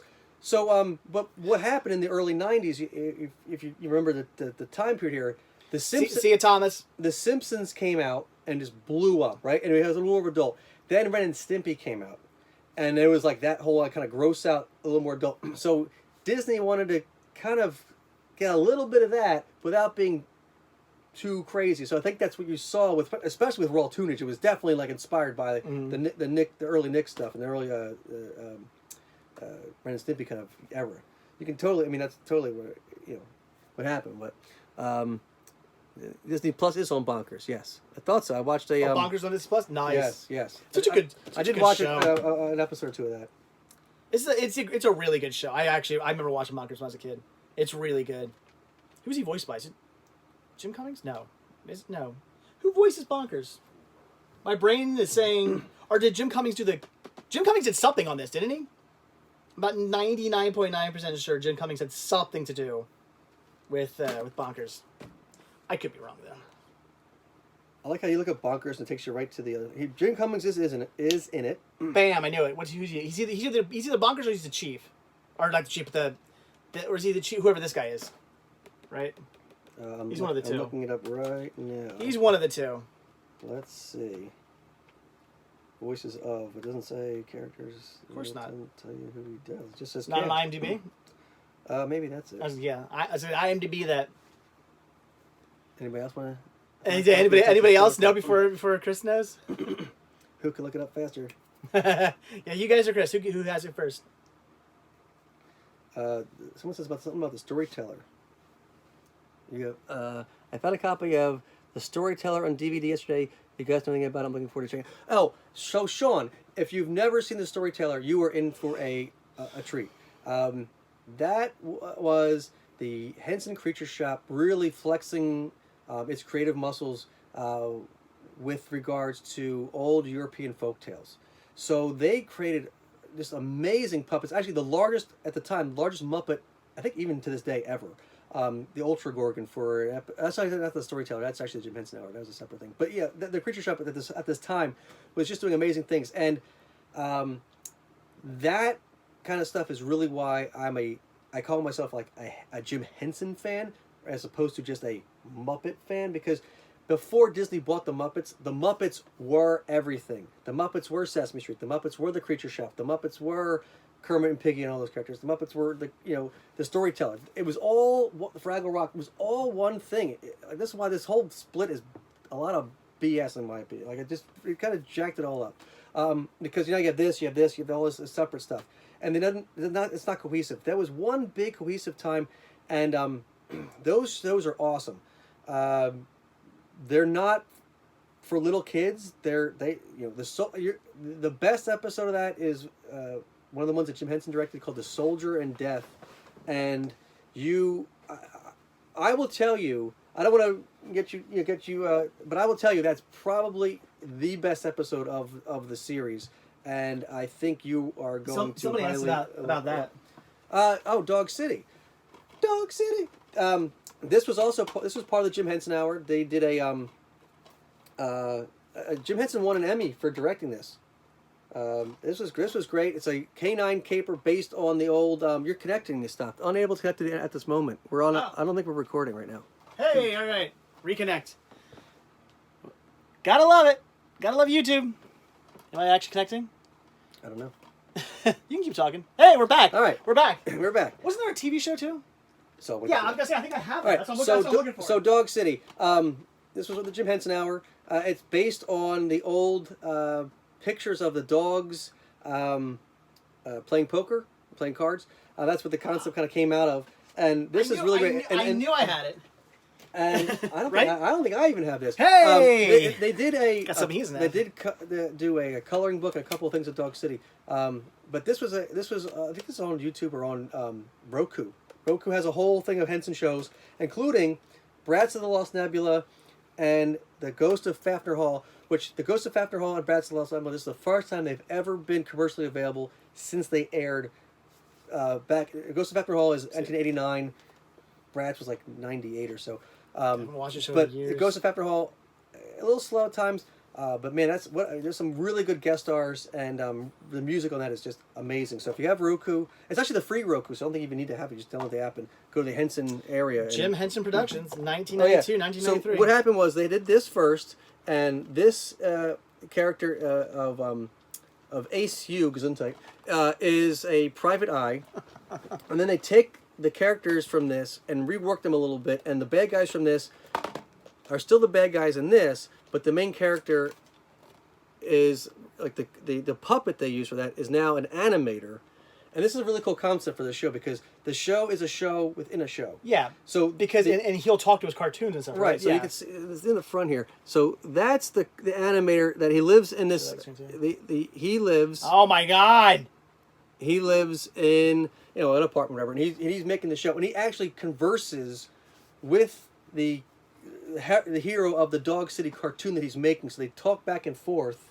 So it's a live action cartoon, but it's like he's talking to the drawing basically that he's doing, and it's really really cool. And so they will break the fourth wall and say like, "Help me, I can't do something." And Ace is like, and the animator's like, "Oh, okay," and he'll like erase something and draw something else, and something else will happen. It was really kind of cool.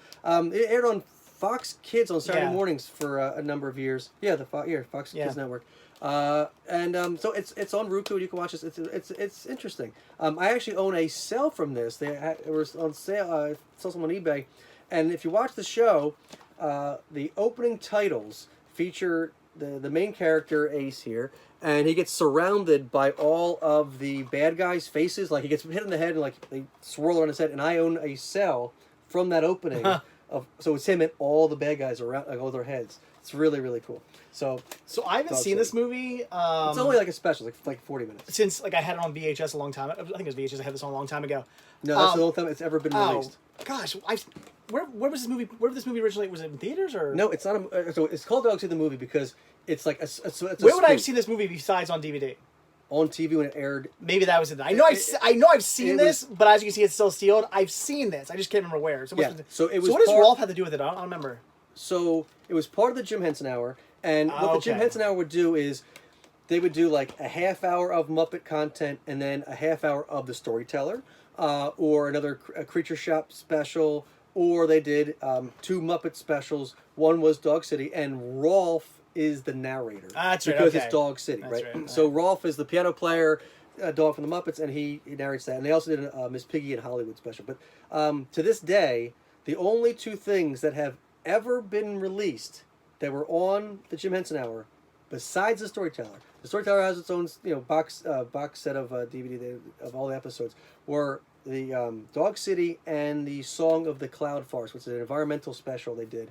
Those are the only 2 things that ever were released. They had a great deal with Lionsgate back 10 years ago. Let's put this out. And they had some really cool, rare stuff. They did the Sesame Street 20th anniversary. That was actually the premiere episode, sort of the premiere episode of the Jim Henson Hour. Makes you wonder how they did they have to get permission from Disney to have Rolf in this? I think to not cut him out. Right, I think they probably did. They cut out Kermit with all this stuff. Well, they now made more deals with Emmett Otter. Well, now he's back. Now he's back. So he was cut out for a while. If you bought copies of a Christmas toy, the Christmas toy or Emmett Otter for years, they didn't have Kermit, and so finally the new versions, the UK version of Christmas toy has Kermit, and the new versions of Emmett Otter, the 40th anniversary, and Emmett Otter, it's on Blu-ray too now. Emmett Otter, it's pretty rare. You can't find it in the stores, but you can get it on Amazon or whatever. Recommend it. It looks fantastic. And Kermit is I think it's completely unedited. Maybe the original has Kermit narrating throughout a few times, and I think that might be missing. But otherwise, it's complete. Do you have the Song of the Cloud Forest? I do not. No. Bring next week. Bring Rick. This is the Muppet Hour. We're talking about Muppets, man. Deal with Dog City is on Tubi, so maybe you can find it on Tubi. Okay, cool.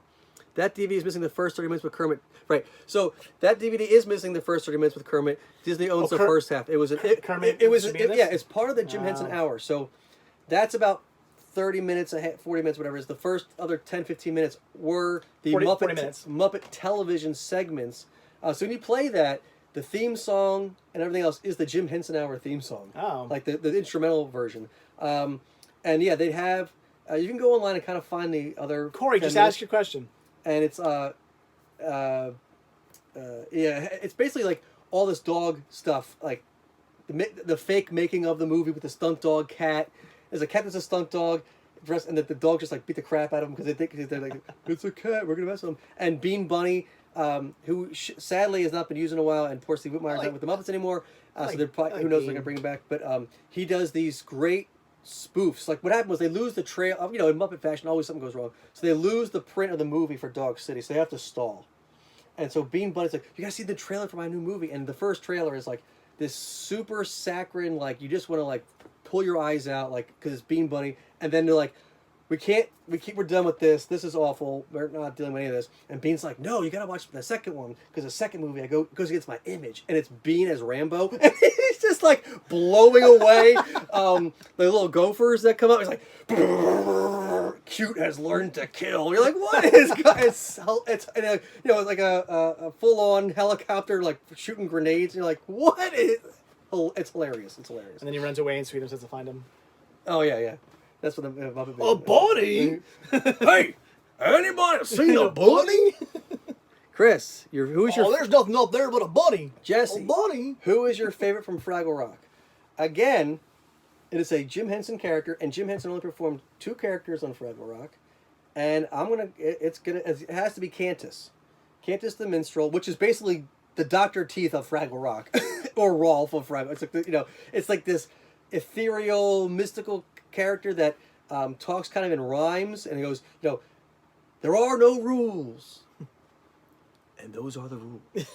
My favorite, Uncle Traveling Matt. Oh, well, I mean, he's great. As a kid, I always loved the Uncle Traveling Matt segments because they were hilarious with like a Muppet in the real world who doesn't understand the real world. It's hilarious, and that's sort of like the Sesame Street point of Fraggle Rock. Right? So, because Fraggle Rock was designed to be a show that literally Jim Henson designed it to end war.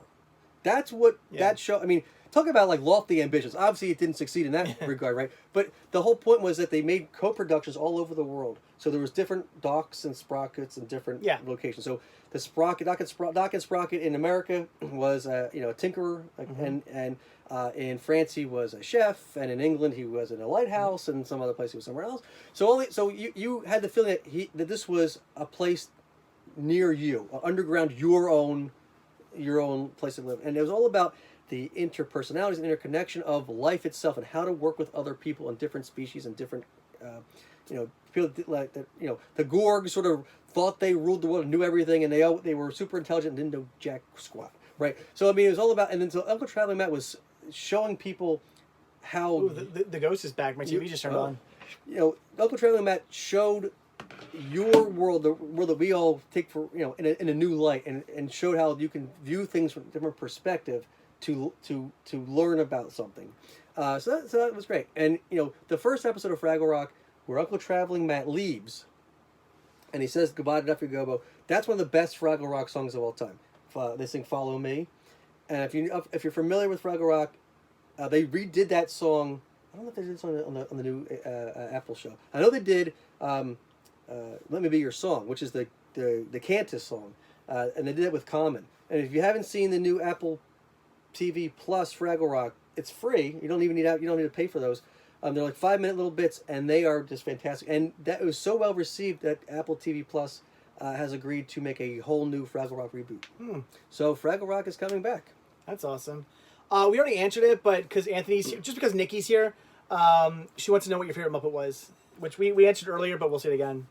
Okay, so let's go through. We'll go Muppet Show, Dr. Teeth, Fraggle Rock, Cantus, Sesame Street, we said Big Bird, and old school cut Sherlock Hemlock.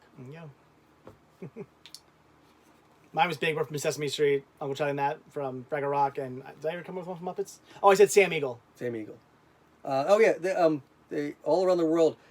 Yes, they did a single, and I actually have same song, right? A little different. I'm thinking of nothing but trouble. Around the world, across the universe. And I guess it's really weird, like synthesizer. No, it's the scene where Dan Aykroyd is right. It's the scene where Dan Aykroyd's playing the judge, right, and Demi Moore and Nothing But Trouble. That's Digital Underground. And Chevy Chase is there, right? And Tupac's there. He is in that, yeah. People are like, what? You look it up. Tupac was a part of the Digital Underground before he became a solo artist, so he is in that movie, Nothing But Trouble, with Digital Underground. If you don't know who Digital Underground is... He's got the nose. That's the Humpty Dance, folks, y'all. Because stop what you're doing, because I'm about to ruin the image and the style that you used to. I look funny, but you're making money. See, the whole world look. I hope you're ready for me. Anyway, I can do that whole song. That's like the one rap. Nothing But Trouble is a great freaking movie. That is so good. They need to bring that out. They need to put it on HBO Max or something. John Candy's in the movie. It's a really good cast of people together, and it's a super dark comedy. It's a comedy. But very dark. It's almost a horror movie. It's so like, but it's good. It's a little traumatizing, but yeah. Centralia, that's a real place in Pennsylvania. Yeah. But I never been there. You ever been to Centralia? Apparently you can't go there because it's a giant trash dump. You can go there. One of the coolest things about going there was they call it the Graffiti Road, which is an old part of like when you're driving up there, you're driving up this road, and also the road goes. You'll notice it when you think about it. It goes straight, and then also just makes this huge, weird, like, turn. And it's because the road used to just go straight, but it started to buckle from all the heat underneath. So there was a stretch of highway that they called Graffiti Highway because people just graffiti the highway. Like you couldn't even see those blacktop anymore. It was just all graffiti. But it went on for, I don't know, maybe half a mile or so. It was pretty cool. They tore that up, apparently. It's not there anymore. Interesting. But you can still visit the town. There's nothing there. Like, literally nothing there. But it's weird. If you ever watch, you can watch, I forget who did it. Somebody did a really good history of Centralia on YouTube. They did a great video about it. Plug for the YouTube user that makes the history of I Centralia. don't remember who did the video. I'm sorry. I wish I would plug him if I can remember who did it, because it was a good video. But Centralia was really cool, because it used to literally be a town. If you go up to that area, if you go up to the Centralia area, you go into Shamokin, or you go into Pottsville. I always get Pottstown, Pottsville, and Pottsgrove mixed up. Pottsville. You go into Pottsville. You go into one of those towns up there. They all look the same. There's a main street with they're all run down. They're not what they used to be, but there's a main street where you can tell at one point there used to be a ton of stores. Now there's maybe a couple, rows of houses. Centralia used to look exactly like that. There was a main street. There were towns. It was a huge town. And then they literally bulldozed the entire thing. There's nothing there anymore. It's just trees now. But it's weird to think that at one time that whole area was a legitimate town. And they just bulldozed everything. It's all flat, except for there's like 3 houses still there. Because technically you're allowed to still live there, but you can't sell your house. So once you can still live there until you die. You can't sell your house. No one else can live there after you. You can't sell it, and you can't transfer. So you can't leave it in a will. It's by law, like once you die. So those people are like they're not getting any money for their house. So like there's like 3 people still live there. That's like it. Could you rent there? Could you rent and could you summer in Centralia? I don't think you're allowed. I don't think you can sublet your house. I want to summer in Centralia. But you can't go. We can go sometime if you want. Did you ever meet Jim Henson or Frank Oz? No, I never got to meet Frank Oz, and to this day, I have not yet met. I'm sorry, never got to meet Jim Henson. I was going to say, and to this day, I still haven't met Jim Henson. One of these days, I'm going to meet him. One of these days, dig him up. No, he was cremated. Too soon. No, I never got to meet Jim Henson, sadly, and to this day, I have not met Frank Oz personally. I have been in the same room with him. I have seen him in person, and he is one of my. He's my. He's my not my goat. What do you call him when you're trying to like? There's one person I'm trying to get. He's my Grail fan. My Grail Muppet person. There's other people I was going to meet. They were at a convention or an appearance, and I was busy that weekend. I was like, oh, I'm not. I got something else going on. I'll do it the next time. And then they died, so I missed those people. So, but yet to this day, I've not met Frank Oz in person, though I've seen him in multiple things. So soon, I hope when the world comes back to somewhat normal, I hope he does an appearance. And I hope I can meet him in person. I'll tell you what, right now, if I ever do a convention that Frank Oz is at, you're my booth babe. Ooh. For the convention. Get my cleavage ready. You could be my plus one, my helper, as they let me do. All right, I'm in. Joey said, what are they gonna do? You mean what are they gonna do about Centralia? They're gonna have to dig it up at some point because it's an underground. For those of you who don't know, Centralia, what it was is that whole area up there of Centralia and that whole area. It's all anthracite coal. That was the big thing up there. So they had all there's coal mines like everywhere underground up there, and they used to throw trash into one.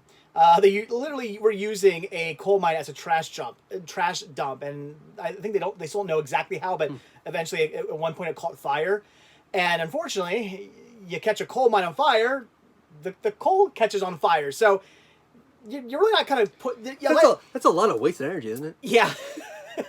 So putting that out isn't exactly easy. So they've tried everything. They've tried drilling holes into the mine and flooding it. Didn't stop it. The good thing is, though, is anthracite coal burns very, very, very slowly. So because of that, which is why anthracite coal is why they use it so much, because it burns so slowly. So when you're burning in your fireplace or in your, I guess a train, it's great. But since it burns so slowly, the neighboring towns aren't in any like immediate danger. This has been burning since like the 80s or something. It's still burning now? It's still burning right now. It's still on fire right now. It's still going, but the surrounding town. So we did start the fire. We did start just in Centralia. Good enough. It's Billy Joel, you led me astray. I was going to say Midnight Oil. Oh no, it's a different song. I'm thinking Deep Purple, Smoke on the Water. No, I'm thinking something different. Okay. Anyway, but yeah, it is still burning. You can go up there. Steam will still be coming out of the ground in some places. It's kind of interesting. There's nothing really all that much to see there, unfortunately. So if you're going there expecting to see a literal ghost town, you're not gonna get that.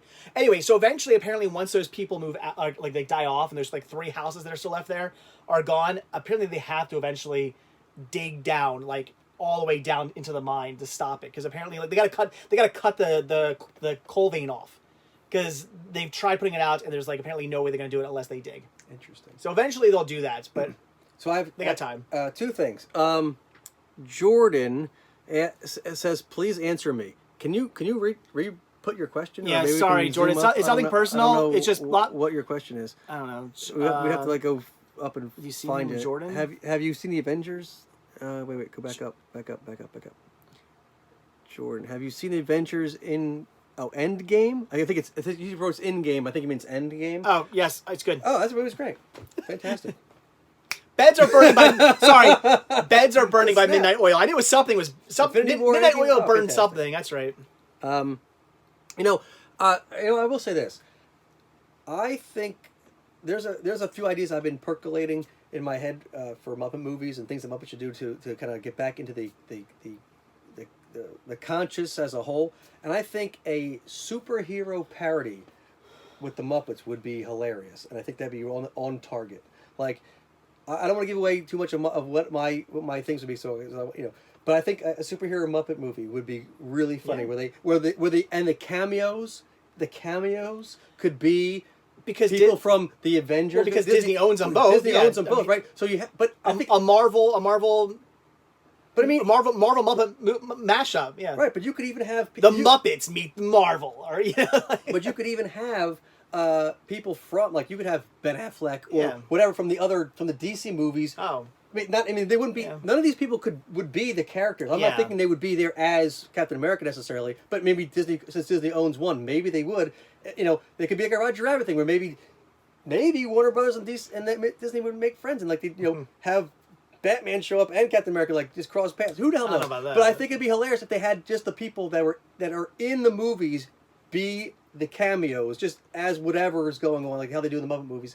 If Chris Hemsworth and if they just he's a waiter, he's something stupid, right? Like that would make that.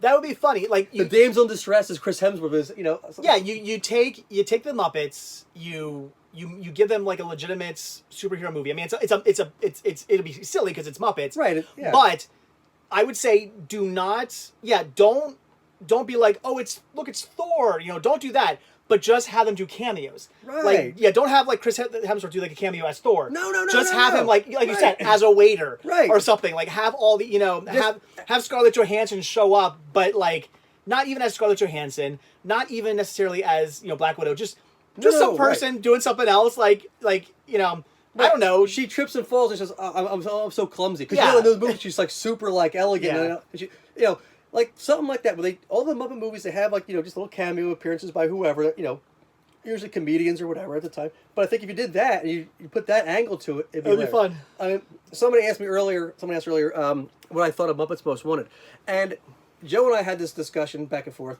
and I have grown more favorable to it. I need to watch it again. The songs in Muppets Most Wanted are better than Really? the Muppets, and Brett McKenzie did both movies, so I'm not. Because thinking I too much. love like the everything is great. Oh, yeah, all right. Life's a Happy Song. Oh, yeah. Fun. I love that. I love Man or a Muppet. I love what's the one Kermit sings? If we do it all again. Pictures Pictures in in my head. I got those three songs are. I'm getting goosebumps thinking about how good those songs are. When I first heard Pictures in my head, Here's- I am not. You tear up. Yes, I teared up too. Oh my god, this is crazy. I still think even though I've said before, I grew up watching Muppets Take Manhattan. I grew up watching Muppet Christmas Carol. I grew up watching Follow That Bird. I grew up watching all these Muppet movies, Right. And I love those movies. They hold a special place in my heart. But my favorite Muppet movie to this day is still The Muppets. I think that movie is just so well done. And my problem with it, and it's mine. I mean, I think it's a great movie. But here's the thing, I mean, you might have issues with it because you're like a Muppet dude. I'm like, I like the Muppets, but I'm not like obsessed with them or anything. So we're looking at it in different ways. My issue is, it does this sin of a lot of late 2000s, 90s movies like Shrek and those movies where they take pop culture songs and put them in. And when the Muppets do them as the Muppet telethon, when they do like Nirvana, when the chickens sing smells like when the chickens sing like you're ruining a classic. No, the chickens sing "F-U," but it's like they find a way around it when the Muppets do like smell like Teen Spirit. Like Jack Black's freaking out. That I'm okay with. So before you comment, say what that I'm totally fine with. My problem is when they start doing like. They start playing Cars when they driving the. Why? When they do, at the beginning of the movie, they play Paul Simon. Why? You don't need these classic. Is it Journey or no? Yeah, when they Journey we built this Build city. the city. Yeah. For me, like that annoyed the crap out of me because, let's say when Walter's you're the Muppets, you do this to music, and Dr. Teeth puts a record, puts the tape on and plays "We Built the City." Why couldn't that have not been an Electric Mayhem song that they had done? And then the conceit of the movie is that I'd agree. Animal can't play the drums, right? So the whole time he's playing a triangle or crap until the very, very end. You could have like Dave Grohl can. flashbacks of him with the band and their how it was back then, and then they're doing this as they're you could do flashbacks. Here it was before. By Starship, thank you. Right, I don't Jefferson Starship, formerly Jefferson Airplane. But yeah, so that was when you get to Muppets Most Wanted, they don't do any of that. I mean, it's almost all original songs. The sequel song, that is just fantastic. The interrogation song, when they're getting that, especially maybe this week I'll rewatch that movie. Right, Because here's the thing, I think my issue with that movie is I'm just such a big fan of the Muppets that when I watched that movie, my brain was just like, it's inferior. It's so not even nearly as good. I need to rewatch it again. So when you watch it, since you haven't seen it in so long, it's been a while. I think I watched it right when it first came out, the Blu-ray, and that's the last time I watched it. Watch the extended version. Okay. It's both better and worse, because you can see exactly why they cut some scenes, and then other parts you're like, you should have kept this in. It makes the joke land better, or like, it gives Muppets that almost are Starship's the same song, the ones you did. Nothing's Gonna Stop Us Now from Mannequin. Oh, okay. It all comes back. Yeah. See you, Kyle. The in the Muppets Most Wanted, right? Muppets that are basically edited out of the movie in the regular theatrical version get a time to shine in the extended. So like they only have a couple lines. Like you cut out this character's entire piece of this movie, and it's only like you could have just kept that. My problem with the movie is at the very end. I cannot stand the end of that movie. I just want to turn it off because all the other movies, even the Muppets to an extent, but there are always scenes in those movies where you're like, how did they do this? There was some technical boundary that they pushed. What are they doing, Muppets? That's what I'm saying. It's not as much in the Muppets, but like. Muppet Treasure Island, when Kermit is like fighting Long John Silver, and like, he swips over, like with his like how the hell you realize that they green screened it, but like I mean they really choreographed the hell. I mean, amazing stuff. Obviously Kermit riding a bicycle and the things, and even in Muppets Most Wanted. To this day, when he's riding a bicycle, it still blows my mind. I'm still like, even though I know how they do it, my brain still goes, how they do that? And I'm like, oh, that's right, I saw the making of it. Right, but the suspension of disbelief, even if you know how they made it, it's just like this is insane, right? The technical achievement of the Muppets is like if you take anything away from this our rambling tonight, and me just saying that constantly. Thank you. Is it Lisa Smith? Thank you for becoming a Patreon member. Awesome. So when they get to the end of Muppets Most Wanted, it seems like they throw that all away because the CG ending where the celebrities are stuck up against this wall, it's so horrendously bad. I mean, the CG, like why did you even do this? Like in the previous movie, they just had clips of the celebrities just singing along with the song. I would have rather had them done that again than this nonsense. It was just so bad. And then they have these CG fireworks of the characters, and I'm just like, what? Why? It doesn't make any. It's like, I mean, if fireworks are in the movie, like earlier, like, oh, here's Crazy Harry, and he has these fireworks, and like they finally go off, and that's when they go up. Then I kind of would be more okay with it, but it doesn't make any sense to the story. It doesn't do anything, and that's my problem with the Muppets is there's no ending to that movie either. They have to force an ending in the credits because there's like no ending. Which movie? For the Muppets. Oh. It ends and Tex Richmond wins. Tex Richmond wins the theater, and it's all good. And then all of a sudden, you're like, oh, the takeaway is they don't need the theater because they have each other. Yeah. Right? Okay, great. But then you're like, they don't have the theater? The Muppets don't have the Muppet Theater? What are they going to Muppet? What is that about? And then in the credits, Gonzo's swinging the bowling ball that he's got stuck in his hand still around from his act. It finally comes loose, knocks Tex Richmond in the head. Tex Richmond's like, oh, hey guy, hey, I like the Muppets. Hey, what's cool? Oh, you want your theater back? Here you go. Just gives it, and like that all happens in the credit. You're like, what? So I do love though at the end of the movie where they're like, we made it, and then the sign falls. Like we weren't even close. Well, so originally that wasn't supposed to happen. Originally, if you have the junior novelization, a couple other things.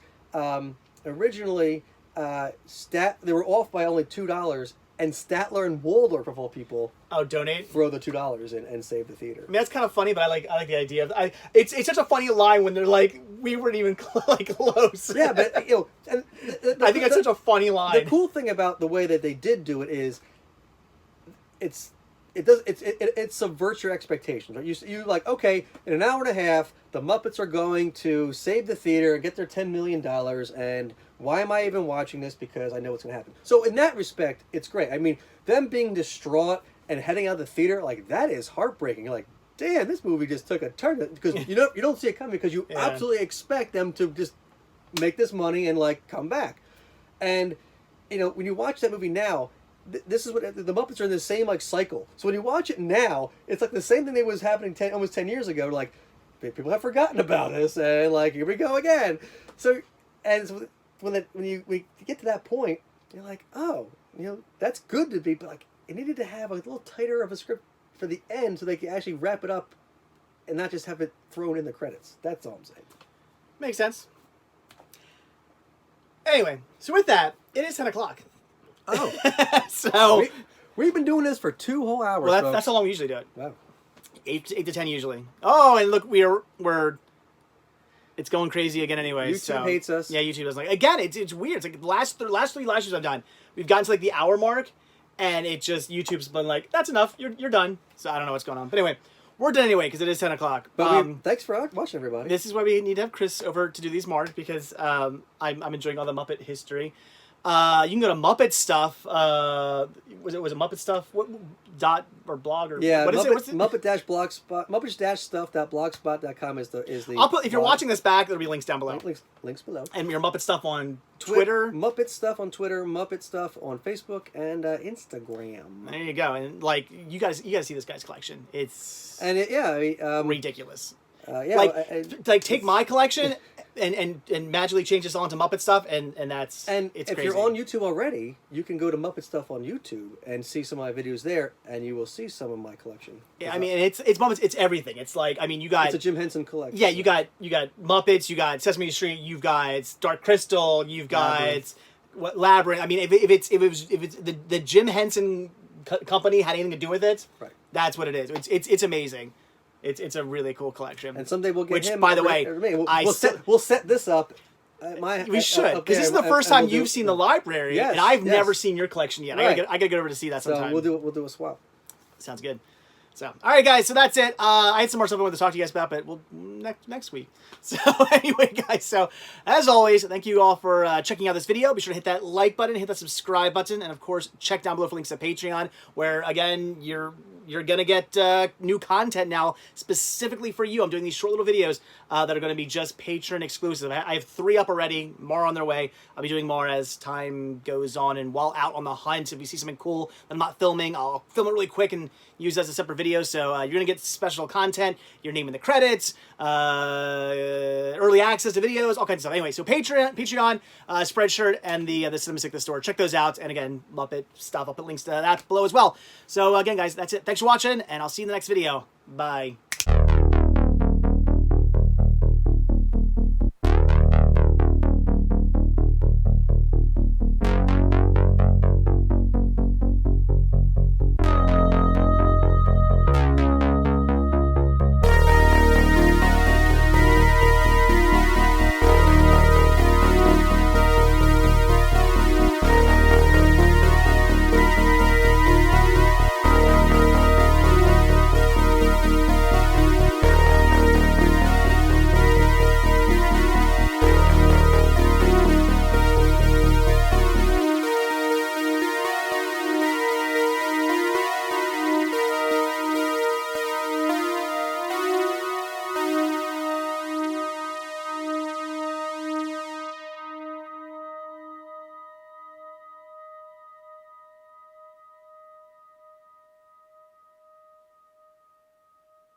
Oh my gosh, okay, it is very late. We're talking 11:30 at night late. Chris and I got to talking, and he hadn't seen the library before, so I was giving him a tour, and we got talking about Muppets, and it's late. I'm hungry. I have not eaten dinner yet tonight, so I am starving, and I went with Wendy's. Not so much for the burger, although I mean, the burger's okay. It's delicious, but